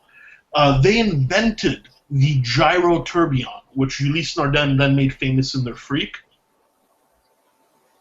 So yeah, I mean, if you can spend 50, 60, 70,000, then you're getting, in my opinion, some of the coolest watch movements in history. 9,000, you're getting an in-house movement, but Yeah, I'm going to want a private message about that, but I'm kind of reading between the lines, I think. Well, it's whatever. I mean, you can tell just by looking at the Khalib movement. It's not even decorated well. And it's funny, I just watched your recent video. Like the Seiko in-house. Sorry, James? I've heard a couple of people say you're better off with a Seiko in-house over that 9K Cartier. That's a little bit of an exaggeration. Is it? Yeah, I mean, Seiko makes some great stuff, but I'm also not very experienced in Seiko, personally. I just got into Seiko. But yeah, I mean, listen, it's still a good movement. It's just there's little watch industry stories behind all these movements, and there happens to be one behind this particular Cartier movement. It's funny. I was watching your video, about ETA, and we're talking about, the whole thing about in-houses versus, ETA, because I don't want to tick people off saying ETA. You can say it both ways. Yeah, it depends if you're talking to Americans or Europeans. Yeah, so it's like, but the thing that really struck me too is I've gotten a lot of flack, which I deserve, because I'm very much a snob about I always want to go in-house. But the reality is I'm aware, as you pointed out too, and I heard you mention about a movement that had a piece that kept failing, so now I'm kind of wondering if they're one and the same, but that's another story. The thing that's kind of sad about it is that unfortunately a lot of these makers that are getting into this because of the whole ETA, pulling back on inventory, and obviously now they're potentially reversing that. They had to sink or swim, so they designed crap to release it ASAP.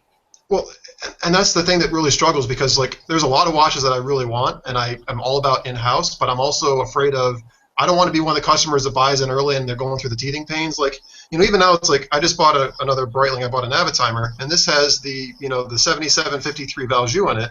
I want the BO1 movement, and I love the BO1, but I still want to know, after 5 or 10 years that movement's going to hold up as well as the Valjoux is. BO1, in my experience, kick ass. Sweet. That's good to hear. They're so kick-ass that when Breitling released it, okay, so the watch industry standard for warranties is 2 years. Yeah. Then Breitling released the new movement, and they're like, and on top of that, guys, we'll give you a 5-year warranty on every B01, just to show you that we believe in it.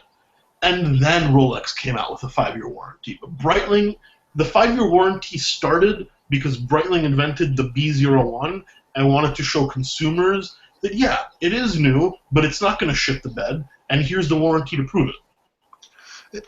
And I think that's brilliant, because honestly, I've had such good luck with Rolex in particular that I just the warranty that came with them I wasn't worried about. And then I bought a Daytona 116520 with the 4130. Oh, yeah, I've heard all about that one from your videos. I had so many freaking issues with that watch that I'm going to get blocked off of YouTube if I expressed my real feelings about that movement.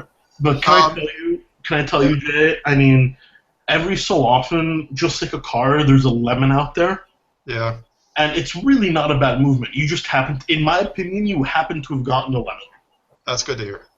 Because now they're doing 10-year service intervals, and I'm like, is that a good thing or is that a bad thing? Because, like, BMW, I used to be a big BMW fanboy, and then they, in my opinion, which is my opinion, they started cutting quality and they extended their, like, oil life and everything else, and now those things take a shit at 15,000 miles or 50,000 miles after the warranty. Yeah, but those are all made of plastic. Exactly. You know, no, I mean, that Rolex movement, listen, that Daytona movement is not the most elegant movement ever made. It's not the best movement ever made. What is, in your opinion? Wait, that's... Let's say below $30,000 chronograph movement. You got the Primero, the 4130. You got the B01. You've got, I'm assuming some JLC calibers we could talk about, but like common things that people know about. Chronograph movement under 30,000. Under 30,000, you're either going to go El Primero. Okay. But the problem with the El Primero is Zenith doesn't even decorate them like anymore. Not really. They're hard to service too, aren't they? I've heard they're hard to service. They're hard to service, and they need to be serviced often. That's what I've heard too. Is that the high beat reason, or what do you think that is? It's the high beat reason. Everything just moves quicker. So, so the El Primero is great. The Longines 13ZN, the first ever flyback, is pretty kick-ass. What about like the what's the one that's in the Breguet or the Breguet Overseas? Is that not a Breguet Overseas? That's a Piguet. Yeah, that's what it is. It's fragile. Yeah, that's what I've heard. It's fragile. Do the Vacherons use the JLC ones? Not anymore. Not anymore. They used to, though, right? But the best chronograph movement out there, period, in my opinion, period, if you have the money, Longines. Longines, that is the best movement today with a chronograph. Nothing comes even remotely, potentially, even millimetrically close. Longines. Yeah, I've got to admit that, like, in my mind, with obviously my very limited experience, if I had to pick one watch that I could only have one watch for the rest of my life, I think that'd be the one watch that would end my collection if I had to do it.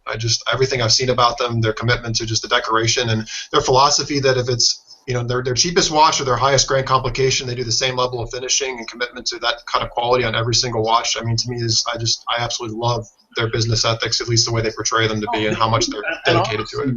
I'm going to say something on your channel, which I'll never be able to say on my channel. Oh, no. They shit all over Patek. I don't like Patek, so you're not heard of it in me. But, like, I'll never say that because I'm trying to be, like, advertiser-friendly. Well, I'll give you the download if you want to post this video on your channel. But, like, listen, I love Patek. But I love Patek for what they stand for. But like the Stern family principles? Watches, if we're talking watches, just like the lowest end Longines dumps all over any Patek. You're amongst friends here. I have a very similar perspective in my limited, sight of them. I'm going to answer Jess Hull millimetrically. Yeah, I was running out of adjectives, so I made up a word. Sue me. You got to let's go trademark that too, so you can start collecting royalties when we repeat the video. Yeah, no, you're right. But listen, Longines is the cat's pajama. It's the cat's meow. It's just, listen, it's going to take a little while. The perspective is that Patek is number one, and Patek is fantastic. But I'm not spending $26,000 on a steel bracelet sports watch. Like, I know.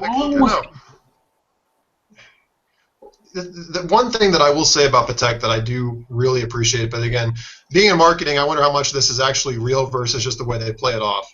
Is they're very much about it's not something you own, it's something you pass on to generations, and they really give you the impression that the Stern family are all about the absolute quality of every single piece, and that every time they get a minute repeater, like one of the Sterns is actually listening to it next to his ear and is grading it for its True.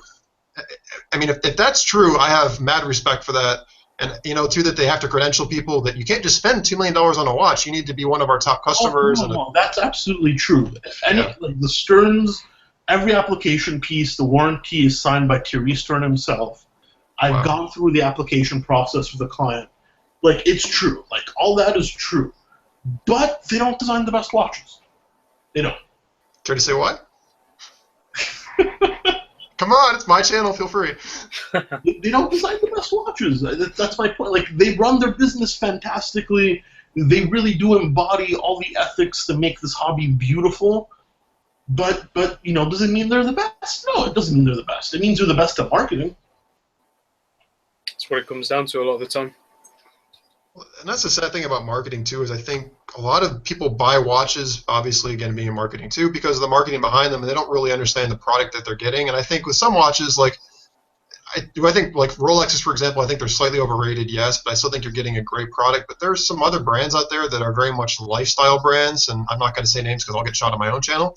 But there's so much of the marketing and the gravitas because they're selling the lifestyle and they're all this horology, and yet, you know, being, you know, knowing what we know to some degree, obviously, I mean, we know that they're have a higher reputation than the sum of their parts and the quality and the dedication that's actually gone into them.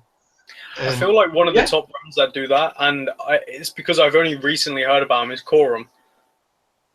Oh, like the Grand Cup series and stuff. Yeah, I feel like they're mostly just marketing. Is that a fair thing to say? Well, they've innovated. Not to say any of their innovations work correctly, but they've innovated. But they're just owned by a big Chinese company. I mean, you know, if you can sell a Corum, you're the best salesman in the world. But how do you feel about Tag Heuer? Because people love to buy Tag Heuer. Can I be honest with you? You know, honestly, like, they get way more shit than they deserve. I want to hear what I'm totally open to hearing that perspective. I mean, Tag Heuer went through a shitty time where they made some really bad watches. It was the 90s. And now, where they're back to making average watches and a few pretty cool watches, they still have their stigma from the 90s. Listen, are they a great watchmaker? No, they're not. But it's a Tag, guys. I mean, people dump all over a Tag. The Tag is the same quality as a Longines. You know, that's not a thing to say that's nice, though, is it? Well, no, but they're not trying to be super luxurious. They sell $1,500 watches. Am I right in saying they're run by Jean-Claude Biver now? They are, and he's the man. Yeah, he is. And he's really pushing their marketing forward, and you can just tell, because I've said this, I think I was talking to you about it, Fed, about the fact that Tag Heuer market correctly to the younger generation when we were speaking about that last time. Yeah, we were. Yeah, and I was saying Tag Heuer is one of the few companies that have got marketing correct. And I think a lot of companies can learn from that. Whilst their brand, like you were saying, and their watches aren't the best, their marketing is great. And that's something that a lot of them can learn from. Well, yeah, and they're stirring the pot. I mean, they made a $16,000 tourbillon.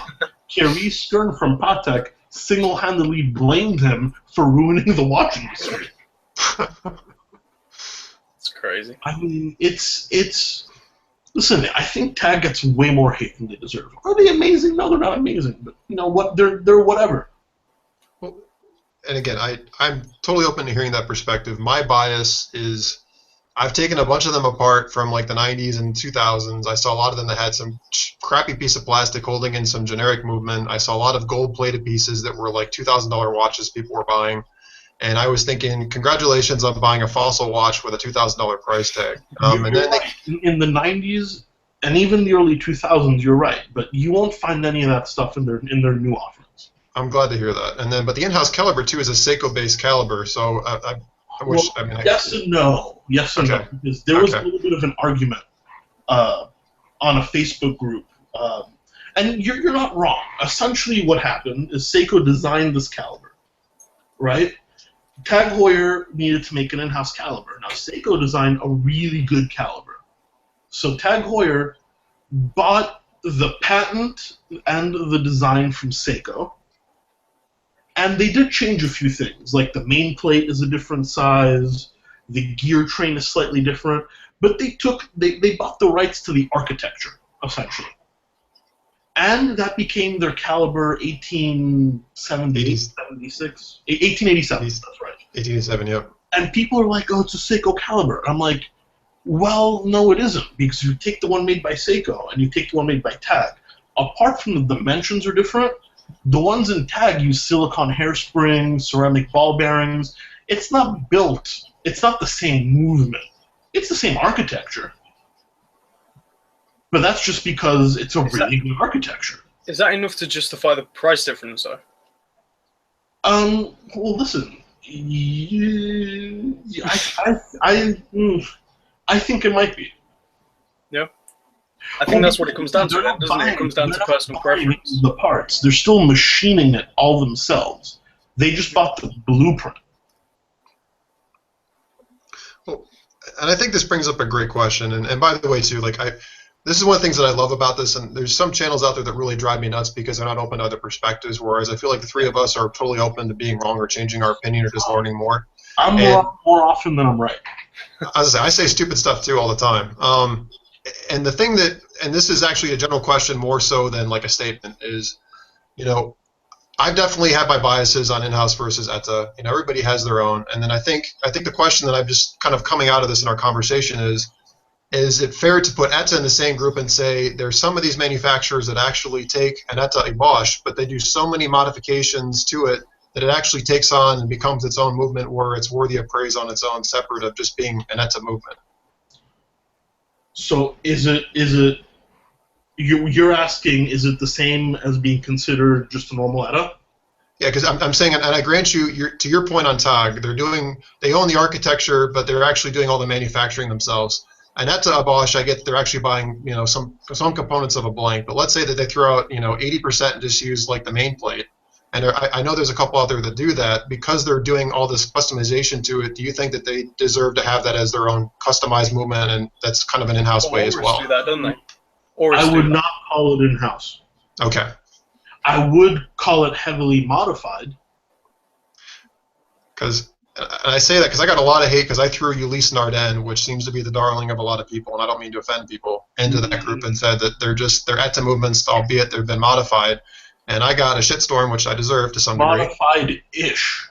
Yeah, I got a lot of hate for that, so be careful of what you say here too. But listen, but all they really do is change the rotor. Oh, it's exactly, I know. Isn't that all Oris do as well? I'm correct in saying that, right? That's what Oris do. Change the rotor. But Oris doesn't charge like $12,000 for a car. Exactly. That's what I'm saying. I got so much hate mail on a video where I condemned Ulysse Nardin for that, and I had I kid you not. I mean, you know, Federico, you're on YouTube. I got messages from all these people telling me that I was an idiot, that it's hot horology, and they do this, and this, and this to it, and they're really in-house. They make a lot of hot horology, but their Maxi Marine chronograph and their Maxi Marine chronometer is a fancy hand.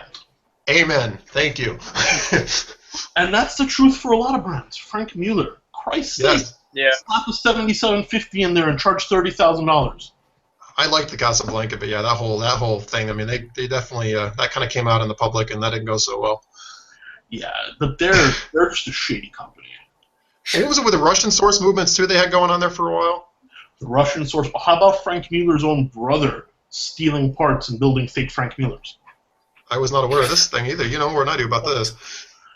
I mean, that's a theory. That's like an old wives' tale in the watch industry. Nobody actually knows if it's true or not.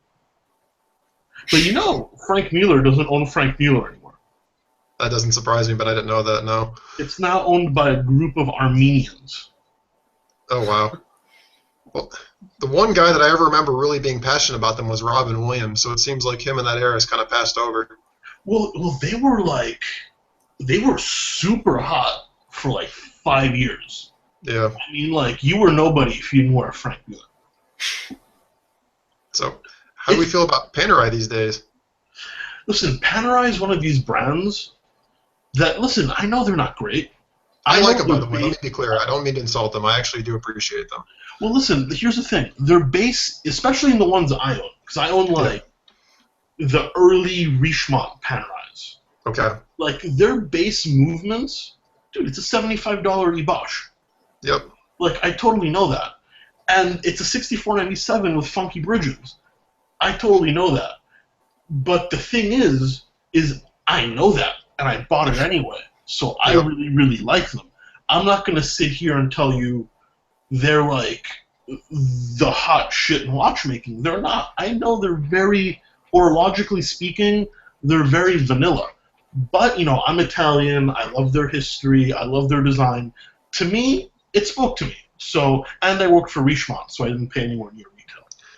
I totally respect that. I mean, again, I'm this in-house snob, and I'm wearing a 7753 in my Navitimer right now, and part of me hates it for that, but I'm so in love with the watch that I justify it. And the PAM 90, the Luminor Daylight, that watch to me is still one of my favorite watches of all time, and I know, to your point, what's actually in it, and I still want one. Yeah, I mean, I've got a PAM 250, which is basically a PAM 90. Yeah. Without a bracelet. Are you a bracelet or a strap guy, or do you kind of go both ways? I'm hugely a strap guy, and I'm transforming into a bracelet guy. The humidity kind of sucks, though, doesn't it? Well, dude, it's because here's the thing. I mean, I'm an independent contractor now, so I don't get the crazy discounts I used to get. Yeah. But if you want to replace an alligator strap, like on my IWC, my favorite watch, dude, that's $450. That's absurd. You know, that's I'm not wearing that in summer. I mean, hell, I massage the living hell out of it before I put it on, because I don't have $450 to spend every time I want a new strap.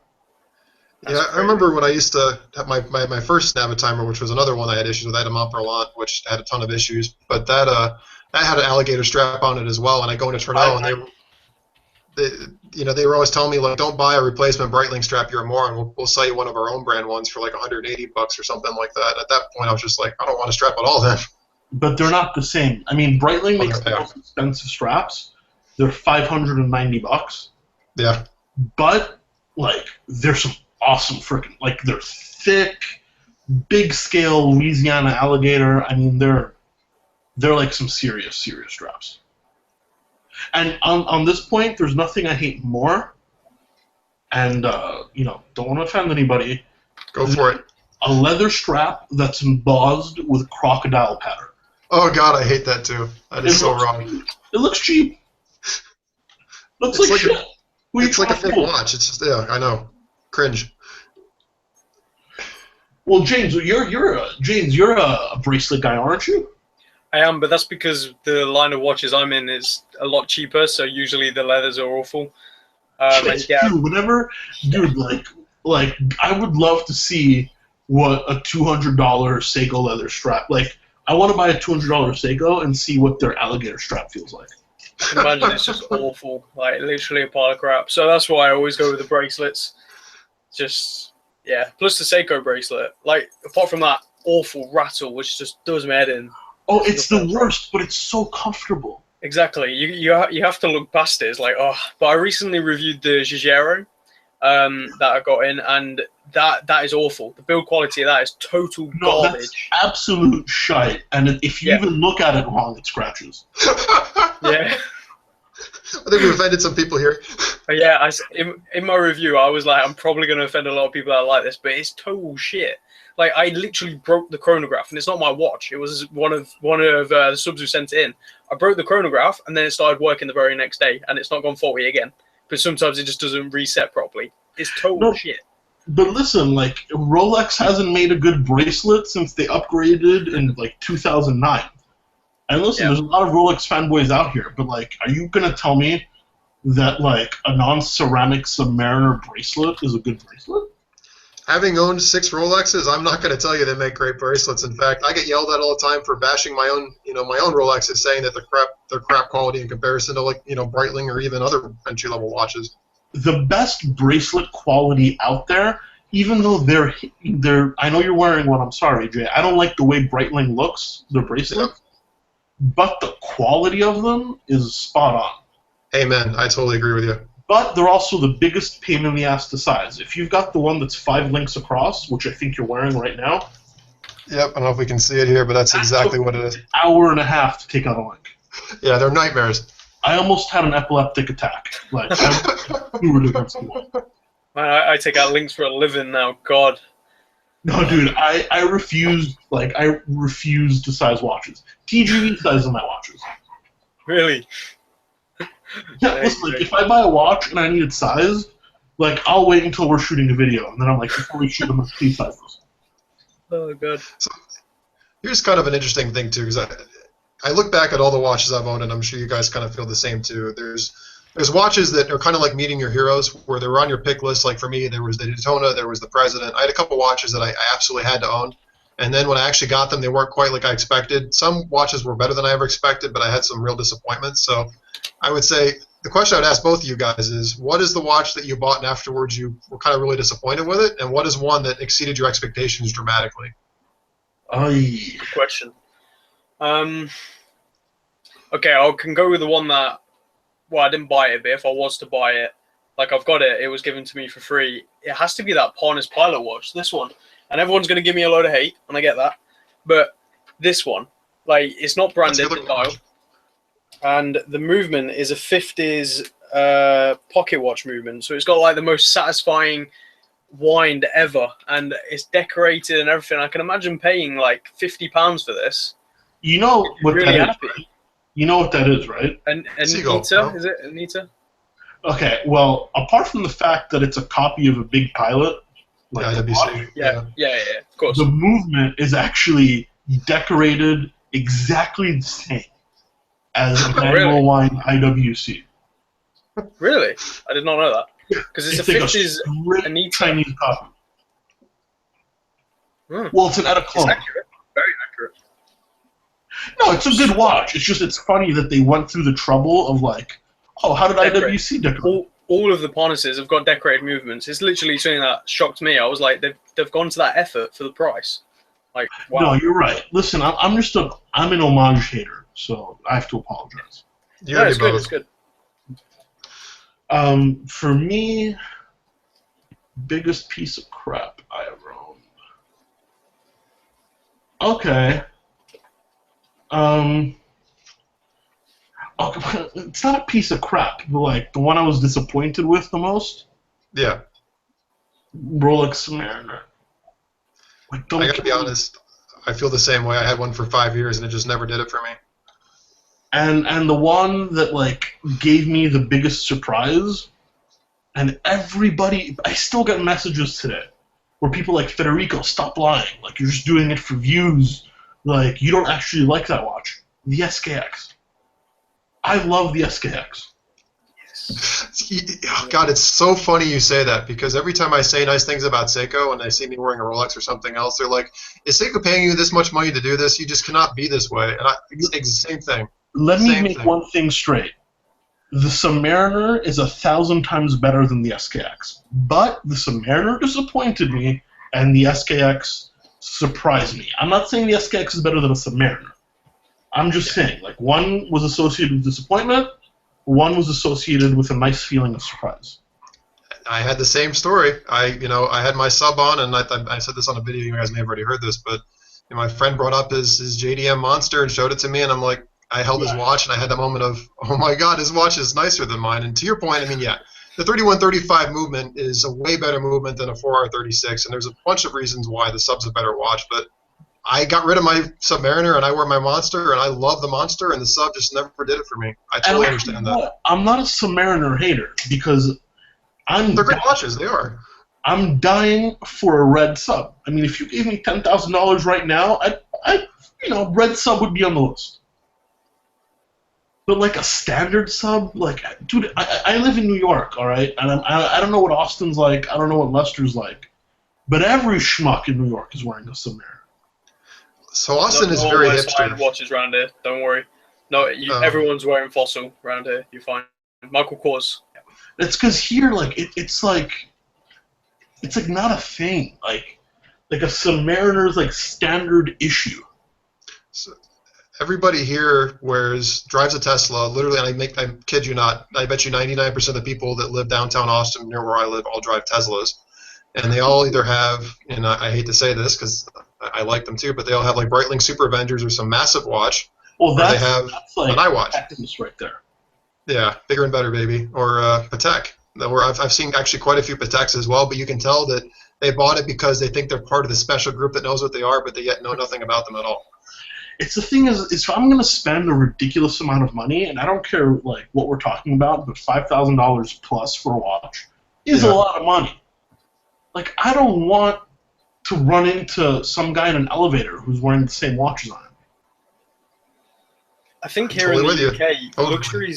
the luxury markets, and I could be completely wrong, it seems to be a lot lower because I've been to London so many times, and obviously that's our capital. You know, it's where you should find all the luxury goods. But when I went, it doesn't seem like there is that many. You know, sure, there's the nice car every now and again, but Well, you it's gotta just not hang that out common. in Kensington and Chelsea, in you know, all those like fancy places.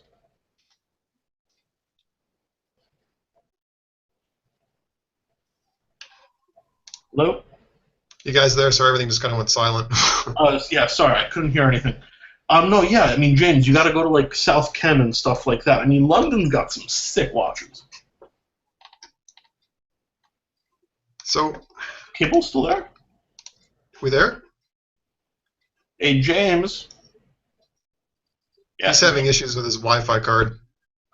hey, you guys need to step this up. You call yourselves YouTubers? You know what?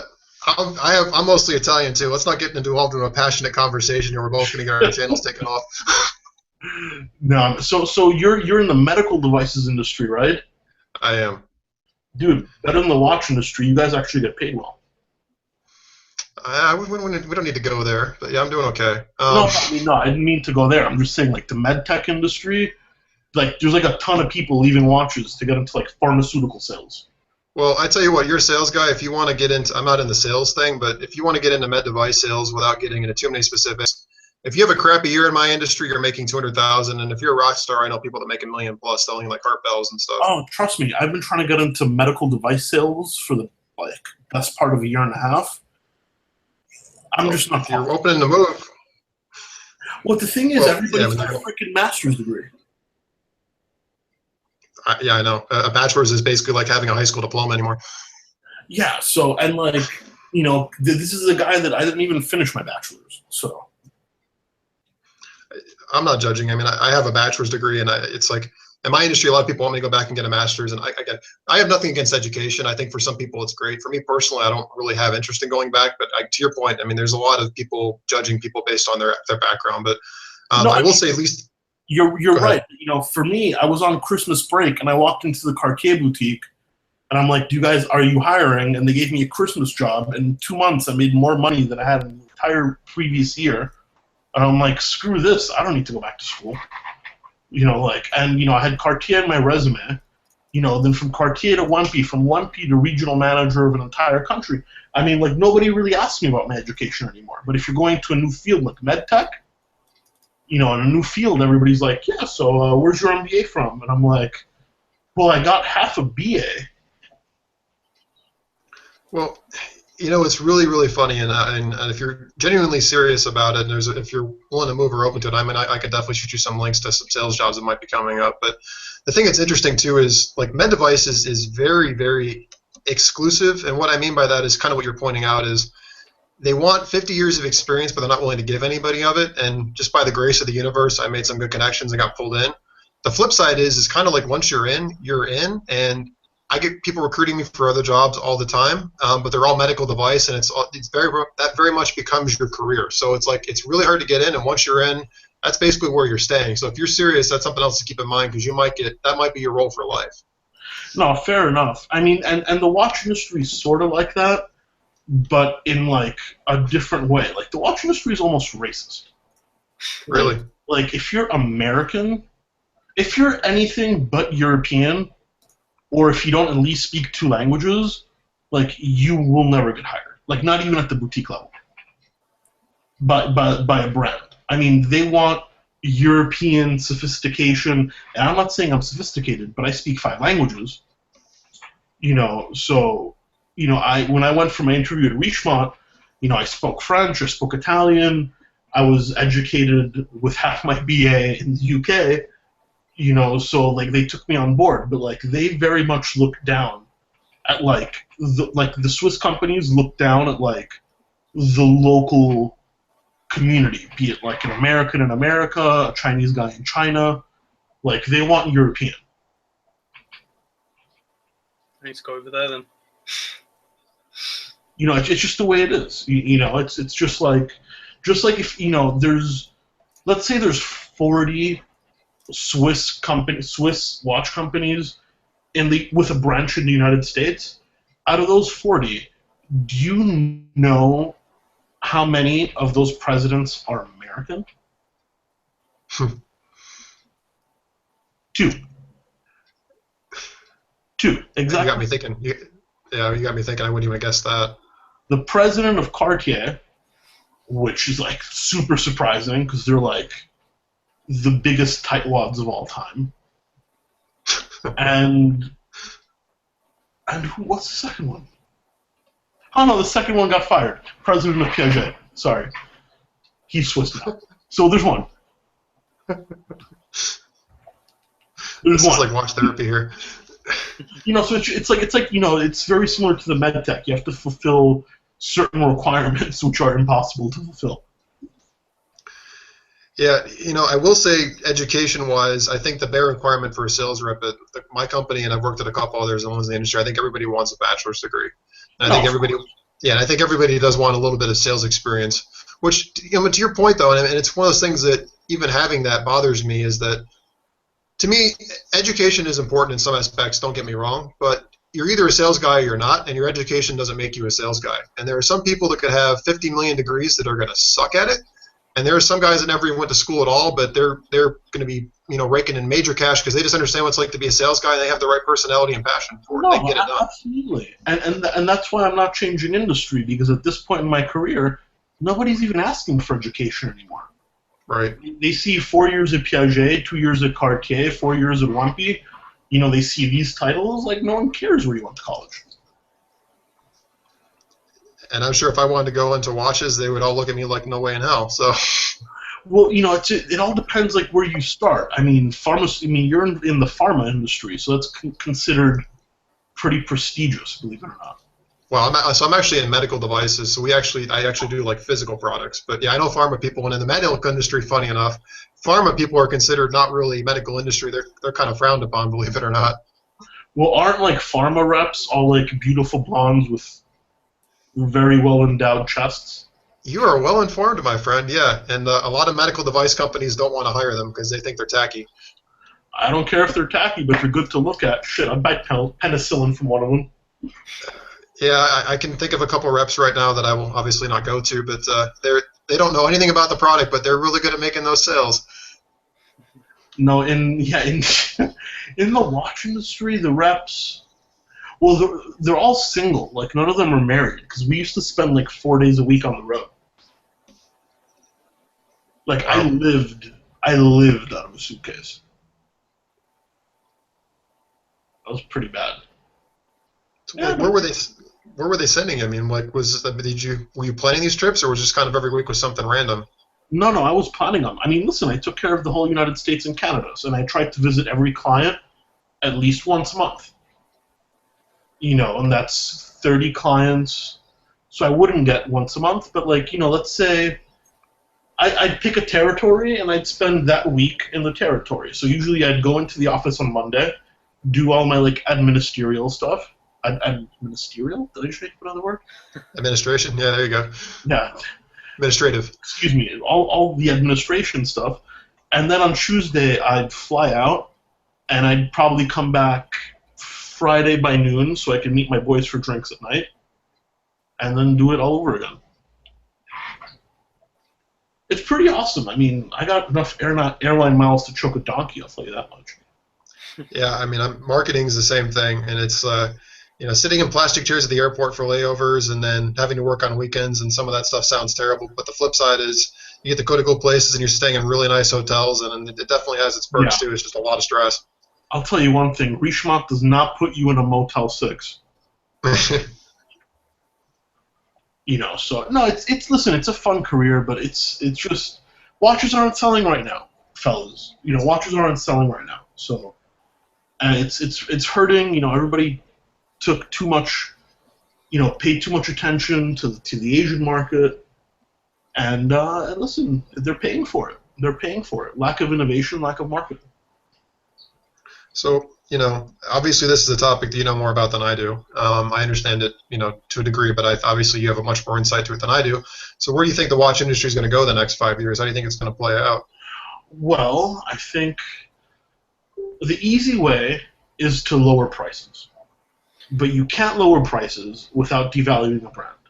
And a few brands have already lowered pricing. Panerai lowered, IWC lowered, Piaget lowered, a bunch of brands already lowered their pricing. But usually brands raise their prices a couple times a year. So what I think in the next 5 years, which is a very short period of time, is they're just not going to raise their prices. So keep it flat, unless something crazy, because it's all based on the Swiss franc. So if the Swiss franc takes a shit, then they're going to have to do something about it. But if the Swiss franc stays the same, then they're going to keep the pricing about the same. They're going to keep releasing more entry-level models, like Piaget with the Polo S, Vacheron Constantin with the Queue d'Yvon steel. They're going to, just like JP Hives in the comments said, they're going to lay off some people, and they're trying to get thin. They're going to try and just tighten their belts. And I don't think much innovation is going to happen. I think just, they're going to... Watch lines are going to get smaller. They're going to start offering a smaller quantity of models, but pricing won't go up.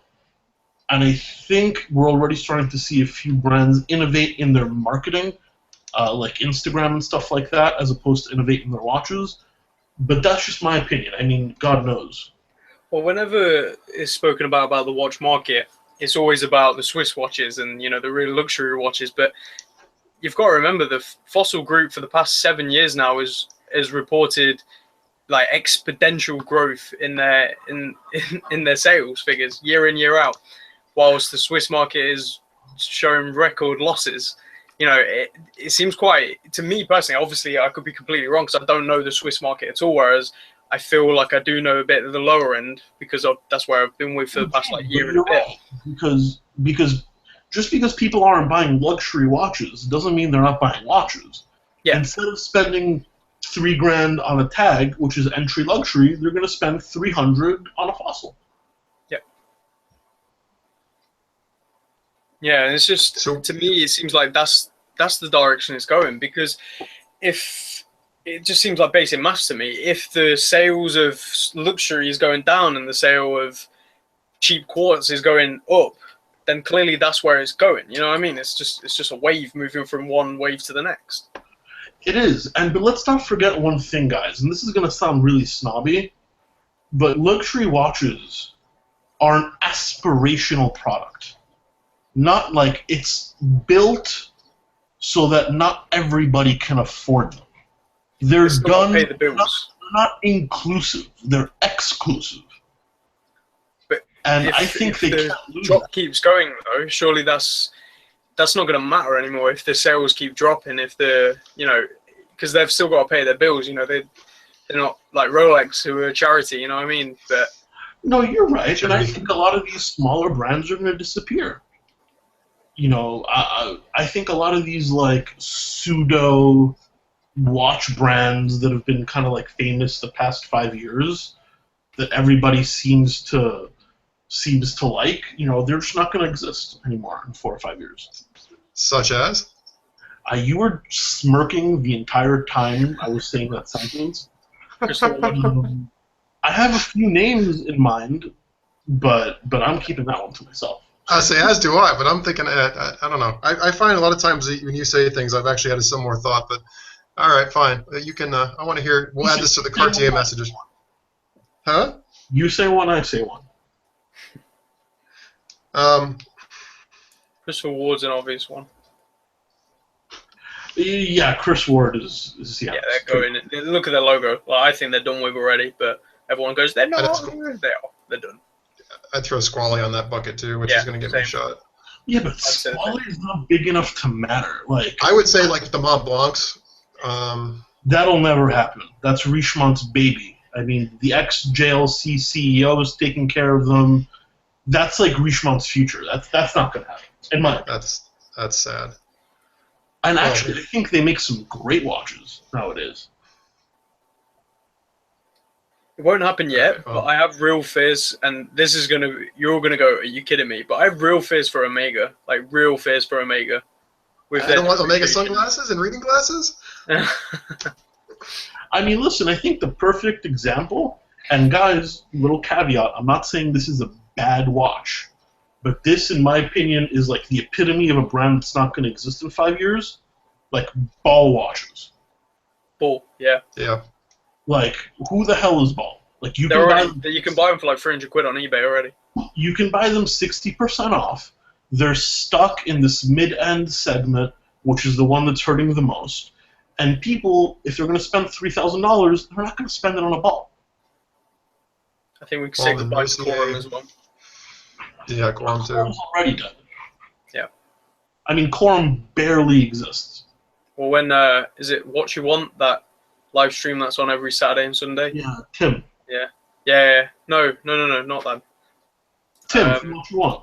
Yeah, that's not What You Want. The other one. No, I'm talking about another channel. They go live every Saturday and Sunday night. World of Watches, that's the one. Like, their topic is always Quorum. Always. I would say Baume & Mercier is in that same group too, no? Baume & Mercier is definitely in that same group, but they're owned by Richemont. I'm not excusing it. I'm not saying I'm a Richemont fanboy, but Richemont's like a $40 billion company, so for something that they own to fail or to not exist, it's got to be pretty dramatic. So we're talking like brands that are separate. Yeah, so like little independents, like, Ball Watch, forget them. Who else? There's a ton of like. Someone just said Oris. No, Oris would stay. Oris will stay. Oris will stay. Oris is because Oris is actually selling well. Okay, perfect one. eDocs. Yeah. eDocs, they're gonna be gone. Mido. Omega will be the next Tag Heuer. I think that's, if they keep going the way they're going, that's what I fear. More than they're going to go, because I think that's a bit extreme. Then we're not going to lose Omega. But, yeah, I think they could turn into the next Tag in that sense. I think Going through the Tag period. Sorry, what'd you say, Federico? Vulcain.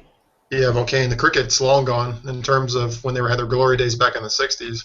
I mean, so they're probably gone. Everybody came out with a watch brand. I know you were talking about Eterna earlier. And they're not going to be gone because they're owned by a Chinese conglomerate. But if they were independent, they would be on my list.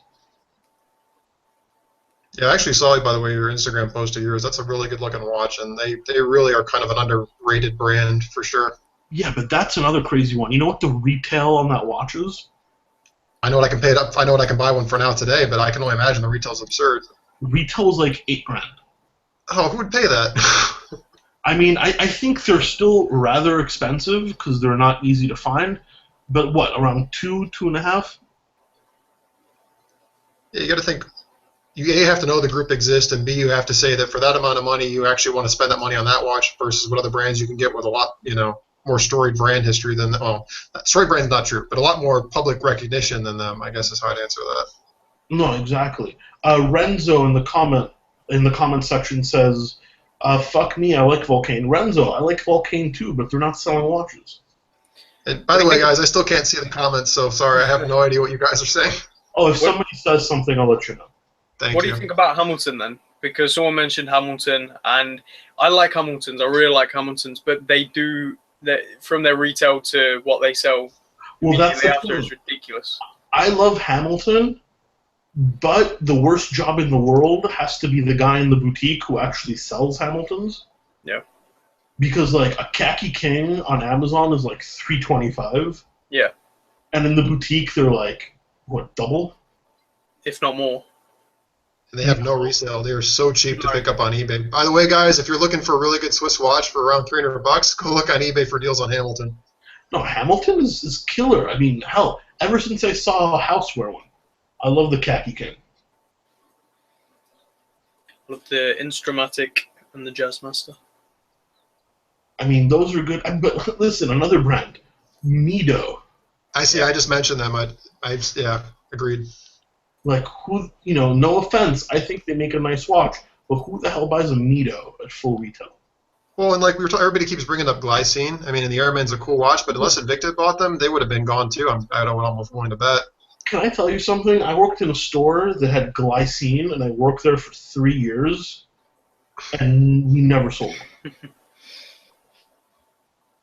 I wouldn't be surprised. Yeah, that doesn't surprise me at all, unfortunately, which I is see bad. never sold well, ever. And it's a power play. Invicta bought them for legitimacy. Oh, it's kind of, yeah, and like that's why I've also got Zodiac, right? I mean, same kind of thing. Pretty much. And Or you know, another and good one, JP yeah, go ahead. Hatt in the comments says Rado. Yeah, when's the last time they were relevant? Well, you know what's sad about Rado is when I think about them, and I like some of their older styles, I always put myself in there, and you know, this is gonna kind of sound bad, but you know, there's Macy's and there's Macy's, and I always think of like the average Macy's, not like the nice one you see on 34th Street, and it's always in some random case next to a Casio and a Citizen watch. They've totally lost their credibility as a luxury watch. Well, They're the Movado of the day now. You're absolutely right. And in fact, the only reason Rado still exists is there's one market in the world that still considers Rado like the ultimate aspirational watch, Yeah. and that is Pakistan. Really? I don't know why. Really? I don't know why, but like 80% of Rados are sold in Pakistan. And like there's a sales figure to back that up. Like I'm not just making things up. Like I can guarantee that. I'm not accusing you of lying here. No, I believe you. I have to bring this up then too because when I think of Rado, I think of the brand I just mentioned too as a similar kind of brand that I ignore. And I've said things about them that have offended people, which again, I mean no offense, and people are welcome to disagree. But to me, Movado is a hugely overhyped and overrated brand, and I kind of think of them as being just as irrelevant as a Rado. All they go on about is ceramic. Crap. You broke up, Federico. What was that? They're absolute crap. Thank you. Talk about plastic movement holders. They're junk. I know, especially the museum pieces. You pull the case back off, it's a $50 watch on a good day. No, I mean, listen, vintage Movado is cool as hell. I totally agree. The Especially the dated Daytron, ones, yeah. like, but dude, if you walk into a store right now and you see a Movado and you pay $7.99 for that shit, you deserve a smack. I'm right there with you, and people don't like hearing that. You know, but listen, it's an iconic look. But the Movado group just milked every bit of legitimacy out of that brand year after year. Every time I see one, part of me kind of like bleeds inside thinking, my God, you poor soul, you've just been totally ripped off. Yeah, but you have to remember, in like not big cities, like maybe in small town USA, Movado is still considered like a luxury watch. Oh no, spot on. That's the nicest watch at the department store at your average mall. You know, like Rolex, like they don't even know where to buy Rolex. I mean, like Movado, like you've arrived if you have a Movado and you live in, God, I don't know, Hoinky Doink, North Dakota. Yeah, I guess that's kind of thing too that, you know, we probably should take into consideration is we probably have some biases over to what normalcy is. I mean, you know, granted, I probably very much enthusiast perspective. Yeah, I feel like I've lost probably my sense of what normalcy is to people because, I mean, I grew up in Oakland County, Michigan, which is absurdly wealthy, and then, I mean, Austin, Texas is no New York City, but Austin, Texas is still a reasonably expensive city, and it's the most expensive city in Texas. And just so, like, I'm sure I kind of lose the fact that there are some people that look at watches like Movado and Rado as aspirational brands. So I don't mean to diminish that at all, just to be clear. But I think, yeah. It's just if they knew how much they could really buy it for. Exactly. And one last brand, then I gotta go. Typron Curry says Abel. Yeah, remember those? Oh my God, yeah. Nope, no, those things have zero resale. Watch. Oh, Mondaine as well. Yep, they'll be gone. Yeah, Mondaine's tough. Mondaine's tough. I do like the design. I know. I say in a lot of my videos that I like them, but I mean, everybody knows about them. They source all their parts from the Far East and just do a final assembly in, you know, Switzerland for them. Yeah, plus they're associated with like the whole railroad thing. Yeah. I know. John Abata says, is it normal for an atom movement to take its time setting in? Mine seems to be getting more and more accurate. It takes time to set in if it's been in a stationary position for a long period of time. In which case, consider 4 or 5 days to break in, quote unquote. Well, and actually, could I touch on that too? Because I think that brings up another really good point. I know you address it on a video, and I try to avoid it because there's no right answer to me. But it comes to watch servicing. My philosophy is, and I'd love to hear your philosophy on this too, guys, is if a watch is running well, the last thing in the world you want to do is take it to somebody and get it serviced, because the watch has kind of gotten to a point where everything is just kind of properly seated and it's running well. And opening the case back up, and even if you're cleaning everything, the watch is never going to be quite the same way again, and it might get better, but in some cases you might actually make the watch less accurate because everything has to kind of readjust and fall back into its kind of normalcy, you know? I will not service a watch ever unless it's running significantly slow. Not even fast. Fast doesn't count in my book. If it's running fast, I'll bring it in and I'll have it regulated. But if it's running significantly slow, then I'll service it. Yeah, I think that's very good advice, because I think a lot of these people, they get so scared into the service intervals that are recommended by people that I think they're spending all this money to have their watches serviced, and it's just like I was explaining earlier that I know people that have, you know, like original Speedmaster Professional from like 1969 that's never been serviced and still runs beautifully, and like old Rolexes again that run great. And I know other people that get their watches serviced every 3 to 5 years, and what are they really accomplishing besides spending a lot of money on it? You know, Cartier automatically sends out letters. Like, you buy a Cartier watch, you get an address. That is genius. And then 3 years later, they send you a letter to be like, it is now time for your service. Please bring it in before your watch explodes. Oh my god, that is so smart. And then you bring it in for battery change, and they're like, that's $160, please. That's pretty good value there for a 5-minute job. You know, 5 minute? No, you got to leave that shit there 3 weeks. That's right. Yeah. I don't know, what 5 minutes? 3 weeks to change your battery in Cartier line. Well, do you have any insight into the horrors of the Audemars Piguet service? I've heard some interesting stories about their philosophy. Yeah, so they're based in Clearwater, Florida. Mm-hmm. And I've never had a bad experience with their servicing, but I'll tell you this. If you have any Royal Oak, offshore or normal, and you request a polish, that shit's like $2,000. Oh my god. Well, and rightfully so. I mean, not rightfully so, but it makes sense because that case has like 52 facets on it. Like, nobody can just polish a Royal Oak. It's not a Rolex. Well, and that's the other thing too that I think is another great little topic for us. So, you know, when I bought my GMT Master, I made a note to tell people that I had one that wasn't polished, and people were like, well, what's the big problem with having watch polishes? And the reality is, at least in my perspective, and I'd love to hear your take, there isn't, but there's good watch polishers and there's really bad ones, and the good ones do as minimal as possible to make the watch look shiny. The morons out there that don't know what they're doing can erase all the details and intricacies of the bracelet, and your Rolex crown could end up into some faded mess stuck on the clasp. Yep. Well, listen, and I'm sure James agrees with me on this, and I'm sure you do as well, Jay. I mean, what is polishing? Anybody who tells you metal's not being removed during polishing is lying to you. Absolutely, exactly. Metal is being removed. So if a watch is polished once, twice, even 5 times, no big deal. The problem is when you go buy that vintage sub from 1985 and the schmuck owner had it polished once a year for the life of the watch, so it's been polished like 32 times and you barely have a lug left to put on a strap. Yep.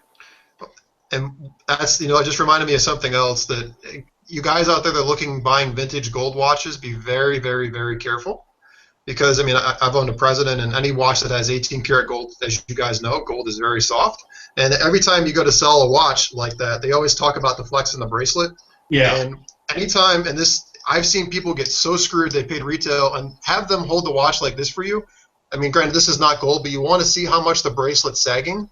Because some of those watches from the 70s and 80s, because you flex your wrist, the gold is so pliable that bracelet's on its last life, and literally one bad wrist movement could snap that bracelet in half. Yeah, it looks like the watch needs Viagra. Yeah, that's a great metaphor, my friend. No, I mean, and that goes with any steel Jubilee bracelets as well. Absolutely. I have the perfect example. Oh yeah, let's see this one, James. From the 70s is Citizen equals 7. You ready for this?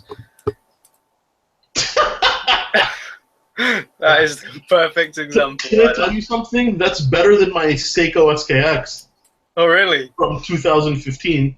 You guys need a monster, baby. That's it. And the distance between these lugs is ridiculous. Like, there's just so I can see straight through it. I mean, listen, polishing, there's nothing wrong with getting it polished, but don't skimp out. You know, pay to have a real watchmaker polish it, and don't do it once a year. Like, if you want to get your watch polished every 2 or 3 years, it's okay. I mean, it's just the longer you wait, the better.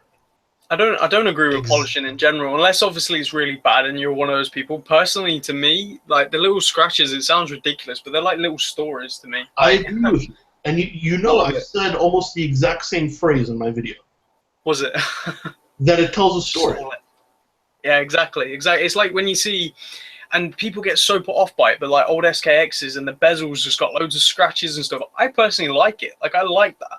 It says a lot. You like it? I'm like, but I think you'll like it more if you're the one who actually scratches it. Yeah, of course. Yes. That's what I'm hoping. And I think, yeah, and Federico, I'm sure you'll back this up too. I mean, unfortunately, as you pointed out, which, you know, it's been my experience too, but obviously you know better than me, is the people that are going into these high-end stores to buy watches aren't people like us. They're people that want something shiny and expensive, by and large. Absolutely. And they're not going to buy some beat-up, you know, what looks like a watch that's been through like World War II and back. They want something that's freshly polished, that looks brand new, even if it's vintage. Yeah. Absolutely. You're absolutely. And some people, they come in, they point at the $200,000 Patek, they agree to buy it, and they're like, "You're gonna give me the one that's on display?" I'm like, "Yeah." You think we got 2 of them? You know, it's like, it's kind of nuts. Yeah, the mindset of the people that are spending that kind of money on a watch, though, is obviously a little different mindset than what we can probably understand. Oh, but listen, I agree. When I'm buying a watch, I'm the biggest pain in the butt client, too. Like, I'll point out every little scratch to shave off every single penny I can.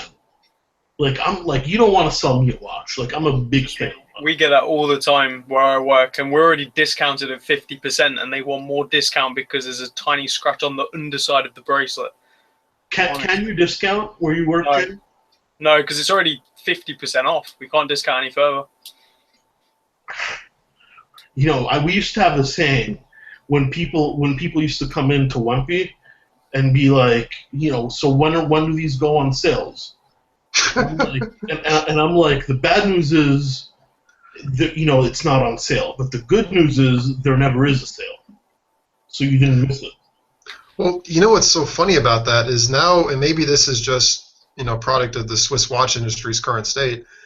Part of the reason I ended up making that video on ADs is I was just so taken back by one retailer who I've already mentioned, but it's not Tourneau, and I don't want to get them in trouble. And when I walked in the store, you know, I walked in, I was looking for a JLC Reverso, and then the guy said, you know, I want you to go look at Longines. I said, I don't like Longines. He drags me over to the case, you know, shows me the $13,000 gold Longines.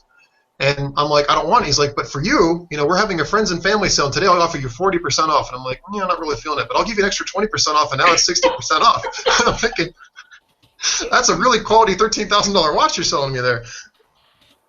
I mean, it gets bad. I mean, listen, it's whenever a jeweler is losing the line, because you know what happens is, like, let's say I work for Longines, and I send you guys a letter, that jeweler, and I'm like, you guys are no longer authorized to sell Longines. You're losing the contract. The jeweler calls up Longines, and they're like, okay, we'll take your watches back. And I pick up the phone, and I'm like, shove it up your butt. And then they're stuck with like 45 Longines that they're no longer authorized dealers for, and they paid for them already. Well, you know, so that's what happened. That's why that happened. Interesting. And speaking of Longines, can you help me understand with your insight why a Longines $13,000, you know, Master Series gold case watch has a stainless steel buckle on it and a butterfly or a deployment, stainless steel deployment? Well, it's gold plated, right? Yeah, thank you. That's what I didn't want to quite say. So what are you really getting for all your money? Well, listen, can I be honest with you, Jay? I think it's a terrible deal, but I challenge you to go find me another $13,000 solid gold chronograph on the market today. There's probably one or two. Can I buy used? No, because Oh. you're talking retail. Okay. 13,000 retail. So tell me what other watches for $13,000 you can buy new gold. Yeah, if I'm thinking retail, which again, to your point, I'm biased because I would never pay retail. That is a fair argument. You know, so that's their argument. Is it overpriced? Heck yeah, it's overpriced. But they're not necessarily wrong. Then again, those are the perfect watches where you can get 50 off, like from gray market. I mean, you can pick up that watch. You can pick up that watch like $7,000 new, or you can pick up that watch for like $4,500 used. So let's talk about that too really quick. So I know I said negative things about gold, about plated cases, and I think people misunderstood. So I'm going to clarify my perspective, and I'd like to hear your guys' too. So when I think of vintage watches, by and large, they all were plated, and vintage watches being plated to me is not a big deal. But a modern watch that's plated to me is something that's going to be a guaranteed poor investment, and nobody's going to want to buy secondhand from you. Correct? Or disagree? Absolutely. Yep, it's true. Yep. So that Longines, no matter the discount they give you, is I would run like the plague. But if it's like a one from the 40s, 50s, or 60s, and it has a storied movement in it, then that to me is a very different story. And listen, gold plating is never a good thing, but Yes. it's certainly more acceptable when it's vintage. Yes. It ends up looking like a Duracell battery. Like, honestly, I've got...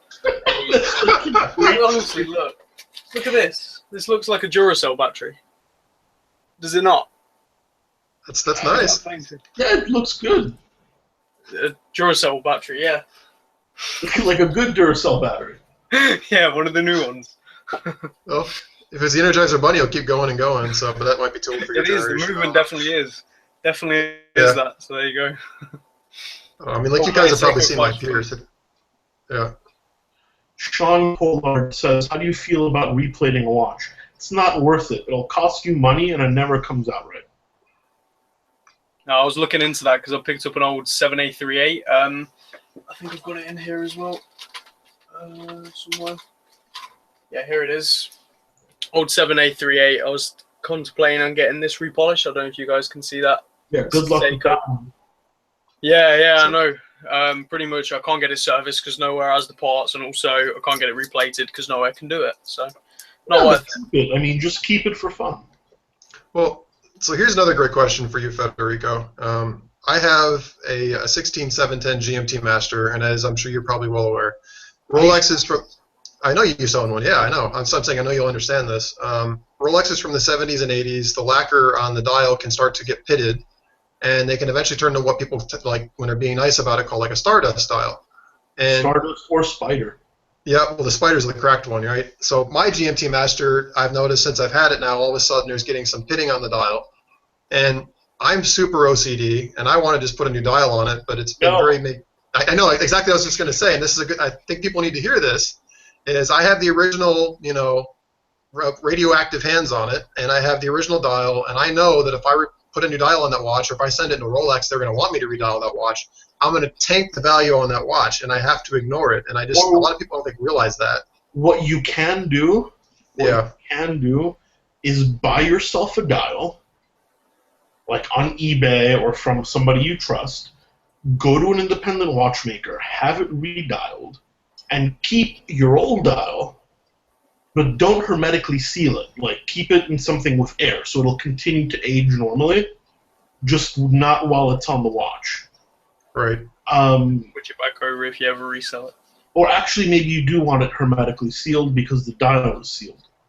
Whatever. You can figure out the logistics later, and yeah, just wear a new dial like that, and that way you don't kill the value of the watch. Like James said, you still have the original. Yeah, that was kind of one of the things that occurred to me. And did you get rid of your GMT Master, and if so, what'd you get? I sold it to TGV. Okay, that's where he got you had the Pepsi one then.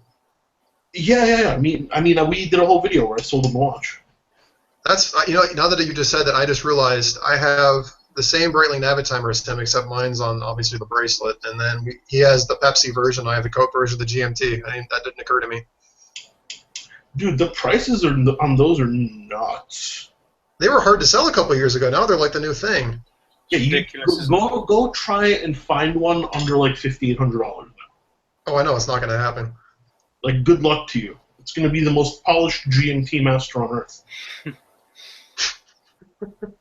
You'll see a reflection in it. So you're not a fan of the dial then? How it's aging? Do you not like it?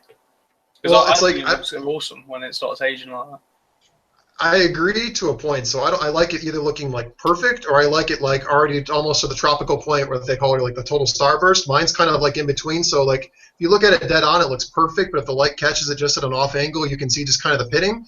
And to me, it's not quite to the point where it's attractive, but it's enough that it's just bothering me. But you know, it's like my dive watches. I don't care what they look like, but my IWC Engineer, which is the dress watch, has like a scratch on it, and it's bothering the living hell out of me. Mine have a time where I scratched the AR coating on it too, and it's driving me nuts. I keep looking at it, thinking I got to fix it.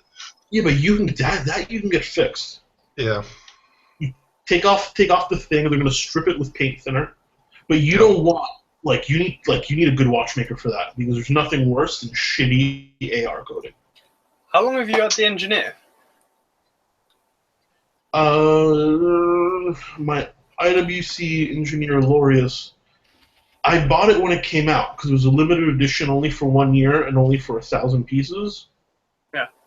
Like 6 years? Less. 5 years? I actually didn't even know you owned that, to be honest, because you just mentioned it. I thought I knew which one that was, looks like, so I just Googled it, and I didn't actually know you owned that one. You need to, if you want to Google it, because it's not what's coming up. You need to Google Blue Dial IWC Vintage Engineer.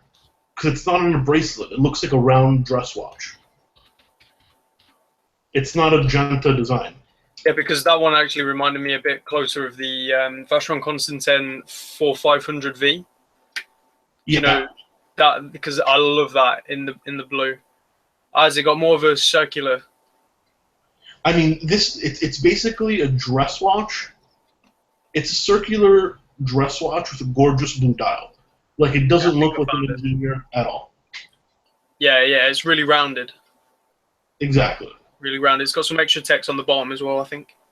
Extra text, and it's got the in-house, not a particularly good, but an in-house movement as well. Very nice. Red tip on the seconds. That's why I fell in love. Red tip and the blue in person is gorgeous. But talk about an overpriced watch. Sorry, Federico, what did you say? You kind of broke up. I said, talk about an overpriced watch. I mean, the retail on that was $9,000. Yeah, like I was talking to I reviewed my friend Mark's Mark 16 watch on the channel too, and we took the case back off because his winding stem came out, and lo and behold, what's sitting inside that is a very basic Etacaliber. Which watch? So he has a Mark 16, IWC Mark 16. Oh, no, yeah. A Mark 16 is an ETA 2892 with a soft iron core surrounding it. Yeah, that's what, the A2 derivative? I can't remember. Well, it's a normal ETA, but it's got the case holder is made of special iron. Okay. To keep it demagnetized. Okay, so it's like a mini Pharos cage. It's not. Yes, the cup is like a cover that goes on top of the movement, and then you put a case back. This doesn't have a cover, but movement holder is made out of soft iron, which is supposed to absorb magnetism. It's like every real pilot's watch has a soft iron core, at least in World War II they did. And anything that's like an homage to a World War II watch should have the same. So I imagine this does too. TSB just asked, hey guys, what's up with Frederic, Constant, and also the new System 51 RNE from Swatch? I think the System 51 RNE is going to be pretty fun, and I know, Anthony, you totally disagree with me, but I think it's going to be a pretty fun watch. I love what was that, sorry? I love them. Yeah, I think they're great too. I think, Anthony, you're looking at it from a standpoint of what it is as a watch, rather than how it can add to someone's collection. Because if you've already got a solid, because for the price point, I'm going to assume these people have got maybe an SKX, maybe a real low tier luxury like Oris or something. I think it's great to add that in because they provide such pop of color and just really, really fun, especially all the 51s in my opinion. Didn't KDP just get one actually? Yeah, he did. And yeah, and that's what I mean. I love my plastic green 51. It's so whimsical. Yeah. I think it just suits any sort of collection. It adds a bit of colour. My dad's got the red System 51, the red and black. It's really, really nice. I do like it a lot, actually. I mean, listen, I don't wear it a ton, but in summer, with like a pastel-colored polo, some shorts, grabbing a cocktail on Miami Beach, and you don't want to be a douchebag with the Royal Oak Offshore, like, it's pretty good looking watch. So I guess to defend my perspective, as I'm sure it's already been interpreted, I have a lot of respect for the Systems 51, and here's the thing: I'm not a very emotional person typically. I'm very much logic, and logically, the System 51 to me, there's a lot of things I dislike about it. So let me start off and tell you that in general, I like Swatch. I have a Swatch somewhere. I don't know where it is. I gotta find it, but I think Swatch is an awesome fashion accessory. I think that they're like, to your point, Federico, you can wear them on all sorts of different outfits. They're fun, and I think it's like a great thing too if you want to celebrate like a trip somewhere. Like every time I go to New York City and I go through Newark Airport, I stop in the Swatch store in the terminal and I buy a Swatch or something just to celebrate the trip. It's a great little special kind of timekeeper for that. I think my big struggle with them is logically I've actually taken one apart. There's a lot of plastic in the movement, and they're sealed for life and they can never be serviced. And to me, it's like, my brain goes, well, I could just buy a Seiko that I could pass down for generations and last 50, 60 years, where this thing, after 10 years, you throw it in the trash and you move on. I'm going to have to throw the thing of you that I did last time when it was the homages. They're different markets, though. Yeah. Absolutely. Guys, I'm really sorry, but I have to run. It's 7 p.m. I'm going to jump in the shower and go out and grab beer with some buddies. Thanks, Federico. My pleasure, guys. Listen, shoot me a link anytime. I always have a ton of fun. And feel free to, if you want to host us on your channel, we can mix us around and do this on each other's channels. I mean, it doesn't always have to be on mine, but I really appreciate talking with you guys. I think if we do it, Jay, you're you don't have. I mean, you have haters. It's YouTube, but I think if we put it on my channel, like everybody's computer would explode with like all the trolls. So fair enough. So. I'll be probably not next weekend, but maybe 2 weeks from now. I'll plan another session, and I'll get you guys invited in, and we'll keep our thing rolling. Please, and everybody in the comments, Watch Aficionado, Joe, TSB, Sean Pollard, JP Hives, Renzo, everybody, thank you so much, and I'll catch you guys soon. Thanks, Federico. Take care. Take care. See you, James. See ya. So yeah, where were we? Frederic Constant. What do you think of them? I put them in the same bag as Christopher Ward, and that's another brand I would have said that I think is not going to last, personally. Well, I guess 2 things. One is I'm still blind to the comments, which is driving me mad. But the Federico Constant, I mean, they get a ton of hate, and I think if anything, truthfully, they're kind of like Talk Warrior, where if I want to, play devil's advocate, they get more hate than they actually deserve. The problem I think a lot of people have with them is they have really no status in the watch industry, and everybody kind of thinks of them as kind of like a poser brand. And I think because of that, and again, people that know me obviously know that when I buy watches, I want something that's going to have some resale after I buy it. And I know if I buy a Federico Constant, it's going to be worthless the second I pay good money for it. Yeah. I would never be in the market for one. I think they have some cool designs. I think, some of the classical looks about them, I think they're very timeless.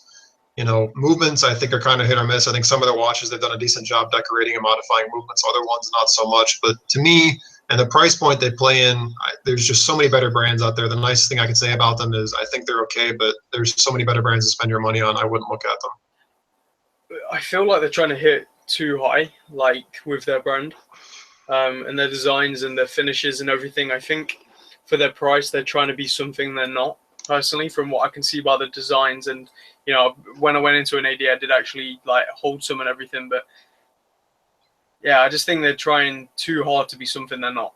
Do you know what I mean? Yeah, that's one of those really weird things. It's like the power of marketing, because there are some brands, like we've been talking about this whole time we've been on here, that and the automotive industry. I remember Jeremy Clarkson, I love British Top Gear, was saying that you could put a BMW Roundel on a pile of shit and people would line up to buy it all day. Yep. And there are other brands out there. And again, I think we all kind of agree that Patek Philippe is not our darling. I mean, I honestly have a lot of respect for them, but I think Patek Philippe, and I'd say to some degree too, Rolex, which I've had a love-hate relationship with, obviously, if you've watched my channel, and I've owned 6 and I own one now. I think they have a lot of leeway with what they can get away with because they have that brand behind them. And I think the problem is because people have given them so much respect that other brands that want to come in and try to act like they're part of the same crowd, even if they have a compelling product, they're just going to get shit on all day because they're not part of the in-group. That's where I think more of them sort of brands need to look more towards like Oris and brands like that have done so well to establish themselves where they are, rather than trying to be something they're not, or not lowballing themselves. Like, I think Oris have literally hit it on the head perfect. I think they're a perfect mid-tier brand, or the lower tier, really, I guess, in terms of the watch. But I think they're the perfect ones to look to, and I think Frederico Constant should potentially look more towards that and try and... Because I remember Josh from Perfect Timepiece. He actually owned one. I do, yep. And he picked it up, I think he said, for around $500, and it was retail 2.5K. Now, that's a pretty large difference. And that kind of brings up the question too of retails, and I know the one that I always kind of make fun of a lot. Well, actually, there's two, but I mean, Invicta to me is the easy target because there's a bunch of Invictas that you go online or you go to most stores, you can pick up all day for like under $100, and yet you open the box and they have a little hand tag hanging on them, and it says suggested retail is like $850, and it's like it's all day for $100. So why are you coming up with some random retail price? Because to me, it's almost like with a Frederico Constant, is 2,500 them just making crap up, or is that watch really a $2,500 watch that is just hugely underrated? Because to me, they're very different things, right? Yeah, of course. That does beg the question, because obviously Invictas are the $100 watch. They're not the $850 watch, and if anyone pays that, I feel a little bit sorry for them. But whereas not Vacheron Constant, Frederico Constant, I don't know. I really, because I've not experienced them, but from what I've heard from a few, it's really mixed with them. Actually, you've got people who say they're really great, and then you've got people who are just don't like them. So, James, you're watching the comments. So I guess people you in the comments, James and I have never owned a Frederico Constant. If any of you guys out there have actually owned one, feel free to tell us what you think about them. A lot of them own them. They're saying they own them and stuff. A lot of them own them, and they're saying they own them. Yeah. That's really good to hear. So, feel free to share that. Having never owned one, who's to say that I don't understand them correctly?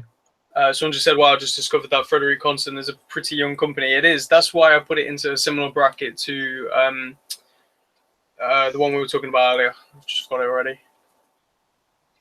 Christopher Ward? Christopher Ward, that's it. Because Christopher Ward's pretty young as well, isn't it? Yep. All right. Yep. So that's why I put him into a similar sort of bracket, apart from Christopher Ward.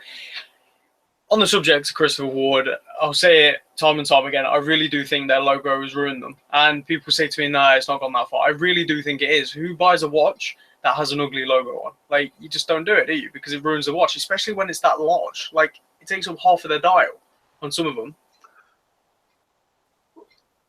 Yeah, that's the thing that's so weird, because there's no accounting for taste. And that's the thing, like, I'm constantly dumbfounded that people like Jacob and Company watches. Every time I see one of those, I just think, my God, why do you find that attractive? But they sell.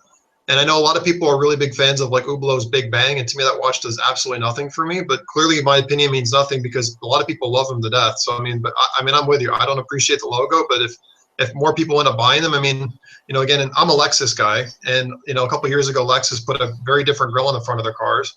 And I know some people that bought them for years said they would never drive one again. They think they're the ugliest things in the world. And there are other people now that think they're finally attractive and adore them. So, there's like no accounting for taste, I guess. True. Well, at the end of the day, I own a Parnis, so there you go. You also have an Oris, though, and an SKX. You got some credentials there, my friend. True. I don't know. We're all hypocrites, though. I wrote off. Yeah, definitely. Huh? Yeah, I completely agree. We are all hypocrites. And, going potentially back to the subject way before about the Swiss and all that sort of stuff, and you were telling me once I experienced the Oris for a while, I realized it's just another watch. It's not all it's cracked out to be. And I have to agree, it is. But there's still something very special about it. Like, it's better quality. There's no doubt about it. It is a really awesome watch. But yeah, it isn't all I really had it made out to be, because it's my first ever Swiss watch. This one right here, for those of you that don't know what I'm talking about, this is the Arctic GT. The review is coming out actually on the 18th for this. I think it's a hidden gem in Oris's range, but yeah, it's great to finally get a taste of the Swiss market. But do I think I'll ever proper indulge into it? I don't know, because of the price. To me, like, knowing that I can get this or that or this or that, you know what I mean, for that same price. And I think the other thing too that's extremely important that I think people kind of lose sight of too is I think we throw everything into the bucket of, you know, if it's Swiss made, it's going to be this, and if it's Japanese, it's going to be this. And I mean, Swiss watches run the gamut of really crap quality to really good quality, just as there's, you know, entry level Seikos, and there's Seikos that are ludicrous quality for not a lot of money. And so, you know, if your first Swiss watch is like an 80s or 90s Tag Heuer with, you know, a bunch of plastic around the movement, you're not going to think a lot of Swiss watches. If your first Swiss watch is, you know, and you know, like I don't know, like any of the Breitlings with a stainless steel bracelet, and the bracelet feels like $1 million, you're going to think, oh my God, this watch feels like $1 million. Never mind that it's got a net to movement. And again, I'm saying that wearing one, but I mean, so what you define as quality is very ambiguous, because if you go by aesthetics and case quality, I mean, like my Shinola feels nicer than some watches that cost $5,000. But you know, if you know what actually goes into it, you realize that at their $1,000 retail, they're ludicrously overpriced for what they are. So again, I think it kind of depends on what watches you've experienced, because not all Swiss watches at the same price point are the same level of quality, and it could be movements or, you know, like again, Rolexes up until a couple of years ago, their bracelets and their cases weren't that great, but their movements were great. Whereas Omega and Breitling shit on them with their cases and their bracelets, but their movements weren't as good as a Rolex, in my opinion. So it's like, it's very subjective, and you can't just throw everything into one bucket and say this is the way they are going to be, right? Yeah, definitely, yeah. Definitely, I think that's part of it. That's part of the problem, though, because to people like myself who are really into their watches, you know, that first Swiss watch is like a big stepping stone, isn't it? You know, it's a big milestone to hit. And you've got to be really careful which one you go for then. Because like you said, they're not all the same. So someone might get the first Swiss watch and it being, like you said, a Tag Heuer from the 80s, and that's it. They might be put off Swiss forever. Whereas if they get, I don't know, an Oris, they should be pretty set and have a good opinion on them. So yeah, definitely is different. Difficult even. And I got to be honest too. And one of the things that I said, and with a certain intention, but I think I may have actually offended some people in the process, is when I talked about why I think everybody should own a Seiko. I said, kind of sarcastically, tongue-in-cheekly, but I'm sure I offended people, is don't buy the cheap ones that they sell like in the US that are like their entry-level ones, and I called them quote-unquote junk, which they're not junk watches at all. And I said that, and I'm sure I offended a lot of people. I didn't mean it that way. But I think what I really want people is to, if they're going to get into watches, I want them to start off with, I think, the best of what that brand represents at the price point. And it's like, if you're first getting into Seiko, I don't want you buying a $300 chronograph that they sell in the US that's like plated and has an okay bracelet on it. I want you to start off with like a SARB 35 or something that when you get that watch, you're going to be like, oh my God, this is an incredible watch. I really want to get into watches, and I really want to grow with this brand. I want your first impression to be spectacular. I don't want it to be just mediocre, right? Definitely. And in terms, what was your first watch then on that subject? What was your first ever watch? You'll appreciate this. I think I may have already told you this. So the first watch that I remember ever was probably when like I was 6 years old. I got a Casio in my Easter basket. But the first one that I ever asked for was Fossil, because when I was growing up, you know, I went into middle school in 1999, and Fossils were really, really popular back then. And I had a couple of Fossils, and you know, truth be told, I know a lot of people hate Fossil and whatever. I took those watches on vacation with me. I took a Fossil chronograph where they had a Seiko movement in it. I took the case back off too. It was a well-made watch. And I climbed Dunn River Falls in Jamaica, which for those of you who have ever been to Jamaica know that that's a pretty hazardous thing to do in some respects. I beat the shit out of it on rocks and everything else, and that thing lasted me a good 10 years. And because of that, I ended up graduating into, you know, higher-end watches, started getting into Omega, bought Breitling, etc. But I mean, that's really how I started. How about you? Personally, it was a gift, and I had it for years. It was like an old, I think it was an old Casio. You know, like a real cheap £10 one, like the really cheap ones you get from the supermarket or Argos here in the UK. And I think I remember telling you the clasp broke. So you know the pin that you have on the clasp, it went underneath and I couldn't get it back out. Like literally, I just couldn't do it. And this was back when I didn't even know anything about watches. Like you could tell me quartz and I wouldn't know what that meant. I knew nothing.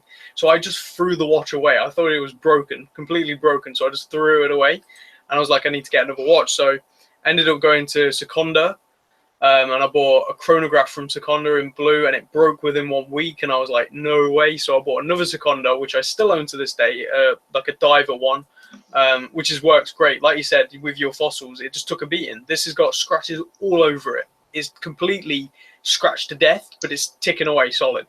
I've had it for years now, and it's running still like perfectly fine. It probably will for many, many years to come. But yeah, from that, it allowed me to experience watches, and it got me interested, and it allowed me to move on to better things. After that, it was a 1970s Seiko 5, so I definitely got a pretty good start for someone who was really on the low end of the budget. You know, I just picked up whatever I could and found that sweet spot in the 70s with the Seiko 5, Citizen Eagle 7s, and Orient 3 stars, and I still love them to death, and I still buy and sell them on a regular because they are creeping up in value pretty damn fast. Like I bought my Seiko 5 for, it would have been £11 on eBay, and I sold it only a couple of months later for like £60. Like that's a pretty big difference when you think of that budget. And I think that goes back to, again, the importance of what you get as your first watch, right? Because I think a lot of people, especially if their first watch is under $100, there's a couple brands that they could buy that I think will hook them for life, or at least get them started. And there's a couple I think could actually shut them off from watches entirely. So, I mean, I think we both agree a Seiko is not a bad way to get into it. You know, I hate Michael Kors and Daniel Wellington, but again, I think people will still appreciate watches if they buy them. You know, we agree that, you know, Timex and some of the Orients and the Seikos, I think, are all great entries. But I think some people, if you make the mistake of buying like one of those like $30, $40 like made up fashion brand watches you buy at a department store that's like made for $30 in some third world country, and that you have it a couple weeks and the strap falls off and then the crystal gets clouded and the crown falls off, I think that might actually turn people off for watches, and they might actually miss out on a lot of the fun. Definitely. And that's why it's very interesting working where I work, because all the watches that most of the watch community slag off, I'm selling to customers. You know, that's what I sell. And it's great because I see these people come in and immediately everyone seems to go over to Boss, Armani, and Michael Kors. That's where they seem to go. Now, after talking to them, understanding their needs, usually they end up walking out with like a Bolivar or a Citizen or something like that, or a Casio Edifice, you know, or a G-Shock, because I managed to sort of talk them into it in a way. But at the end of the day, some people are just absolutely set on them watches that we don't like because they just love the aesthetic. To them, a watch literally plastered in fake diamonds, which is gold plated, is like the best thing ever to them. And it's pretty interesting as well, selling some of them watches to people and just seeing how happy they are with that watch. It makes that snobbery inside of me actually go away a bit. And I'm just like, you know what? They're happy with it. To them, it's just a watch. It just tells the time. Whereas to us, it's a passion. We care about the movement. We care about how it's built. We care about the brand's history. But to most people, they don't. So, you know, it begs that question, doesn't it, really, of whether we should care that much about these brands that we don't like. So, I mean, so let's turn it around to the comments then, because, you know, I think everybody kind of knows how we feel, but I'm really curious. So obviously, if you guys are watching this, you're here because you really care about watches. So, you know, what about you guys? What was the watch or the watches that really got you guys passionate and got you kind of hooked for life on this, you know, dangerous obsession that is watches? And, you know, James, as you get the comments, since I can't read them, if you could kind of say what we see. I thought my boss was wearing a Boulevard Precisionist, looked closer, and it was a white fossil. They're really, really common. Like, we sell so many of them, it's ridiculous. I wish somebody stopped me when I first started getting into watches to point out what's valuable, etc. I think you've got to make them mistakes to really develop your own passion. I don't think if someone had pointed them out, because I've tried with friends saying, don't buy that, buy this, and it doesn't work, because at the end of the day, you need to make them mistakes yourself. Like, there's that old saying, isn't it? You know, learn from the people who've already made the mistakes. Do we ever do that? No, usually not. Usually we end up making the same mistakes they've told us about. So I think we have to go through that to develop our own personal passion, really. Yeah, I mean, that is kind of the danger, and that's part of the reason why I try to be honest with people that watch me and say, look, these are the stupid things I've done. Don't fall into the same trap, because I would hate for some people to have to go through the same negative things. But the other thing, too, that I think is, you know, I can lose sight of, and I think I have to be careful with, is, even if a watch is inherently bad, and let's just say we could come up with 50 million reasons why it's a terrible watch, we might also lose sight of why it matters to somebody, because maybe it's something that they just, the design really speaks to them, or maybe, the love of their life or a relative gave it to them. And, if it's something that has a very special value to you, I mean, I can't write that off either. Again, I own Shinola, and do I own Shinola because they're hot horology? No, I own them because they're from Detroit, and it's an emotional thing for me. Exactly. Typeron Corey says Cartier tank for you. Very, very nice. Most are buying for the look. Yeah, that's it. At the end of the day, watches are on. We as watch enthusiasts always forget that watches to us mean so much more than what they do to the average, usual, daily person. It means nowhere near as much to them. To them, they don't care. So us trying to think that they should is just ridiculous. But Tissot got me passionate about mechanical watches, but when I bought it, it was poor. So it wasn't until I could become more of a collector. Okay, fair enough. And by the way, Typon Curry, thank you for hanging out with us for so long. We've been here quite a while, I know. That was the first time I spent over $50 on a watch, and I still have it because it never broke or wore out. Yep. First real watch, Seiko Saab 0177 Alpinist. Very nice. That was a really nice first watch. Yeah, definitely. Seiko Jaeger, I saw Ripley wearing it when she's holding that little girl. And then really thought watches were cool. Nice. So you have a connection to it through a film, which is really, really cool. Well, again, that's what we were talking about earlier. It's like, I bought the, I didn't tell you which Omega I bought, James, but I bought the, again, the Seamaster from the Pierce Brosnan movie. So if you guys like Tomorrow Never Dies, which few people probably do, and The World Is Not Enough, I bought that watch. And, as a watch snob with a basic, ETA movement, they call it the caliber 1120 in Omega terms. I mean, that watch to me is, in some respects, like beneath me, which I know sounds really stuck up. But I was such a fanboy addicted to James Bond in the 90s that owning that watch to me is like getting a part of my childhood back. So it's not a logical purchase at all. Exactly. Alpinist is awesome. Love the sunburst dial. Yeah, it's beautiful. The Alpinist is. Definitely. Most people I know with chronos don't know what they do. Yeah. A lot of the people who I end up selling, because a lot of the Michael Kors and stuff are actually chronographs, and they do actually work. Although people say they don't understand how, it's the exact same as a normal chronograph. Like, they're just shitting on them because they're shit, but it works exactly the same. It's no different. Well, and when I explain, two things. Yeah. Oh, go ahead. Go for it. I was going to say it's funny. I'm actually I'm timing our event right now to see how long we've been on the air with the chronograph. Oh yeah. Yes. But my boss just bought a chronograph too, and it's like he had the watch for, God, please don't watch this, I think for 3 weeks. Then he came up to me and he asked me what the other subdials did, so I had to explain to him what the dials were there for, and that you press this pusher to do this. Yeah, because most of the people we sell them to, I explain what they do, and they went, "I've got a phone that can do that." I'm like, "Yeah, just use your phone. Honestly. I've only just learned about Seiko fairly recent. I had self-imposed pressure to go Swiss. Well, it's good to know that people are opening up to the Japanese market, because I think they offer such great value. Like, they really, really do. Oh, wow. I didn't realize what time it is. I get ready to go to dinner. And James, it's after midnight for you, my friend? Half midnight. Sunday tomorrow, anyway. Oh, wow. Crap, I had no idea how late it was. I'm going to be late for a dinner party, which, okay. Ooh. Well, thank you guys so much for joining us for this extremely cool conversation. Hopefully we didn't say anything that was offensive, and you understand again that all opinions and perspectives are welcome. And hopefully you learned something, and I think we'll learn some things from you guys as well. And of course, we'll be making more of these. I'm going to add links to James's channel in the description at some point, so you guys can go follow him. If you aren't already, you should. Federico as well, put him in here if you guys aren't following him. He knows a lot about the watch industry. As if you watch that part of the segment, I mean, I think you can see that he knows his stuff. Thank you guys so much for kind of joining and putting together with us as we just talk about, watches. Obviously, we have a little bit of a fascination and addiction with them. Definitely. Thank you very much for having me on as well. And just like last time, it was great fun and time flew. Always a good catch. All right, good night. Take care.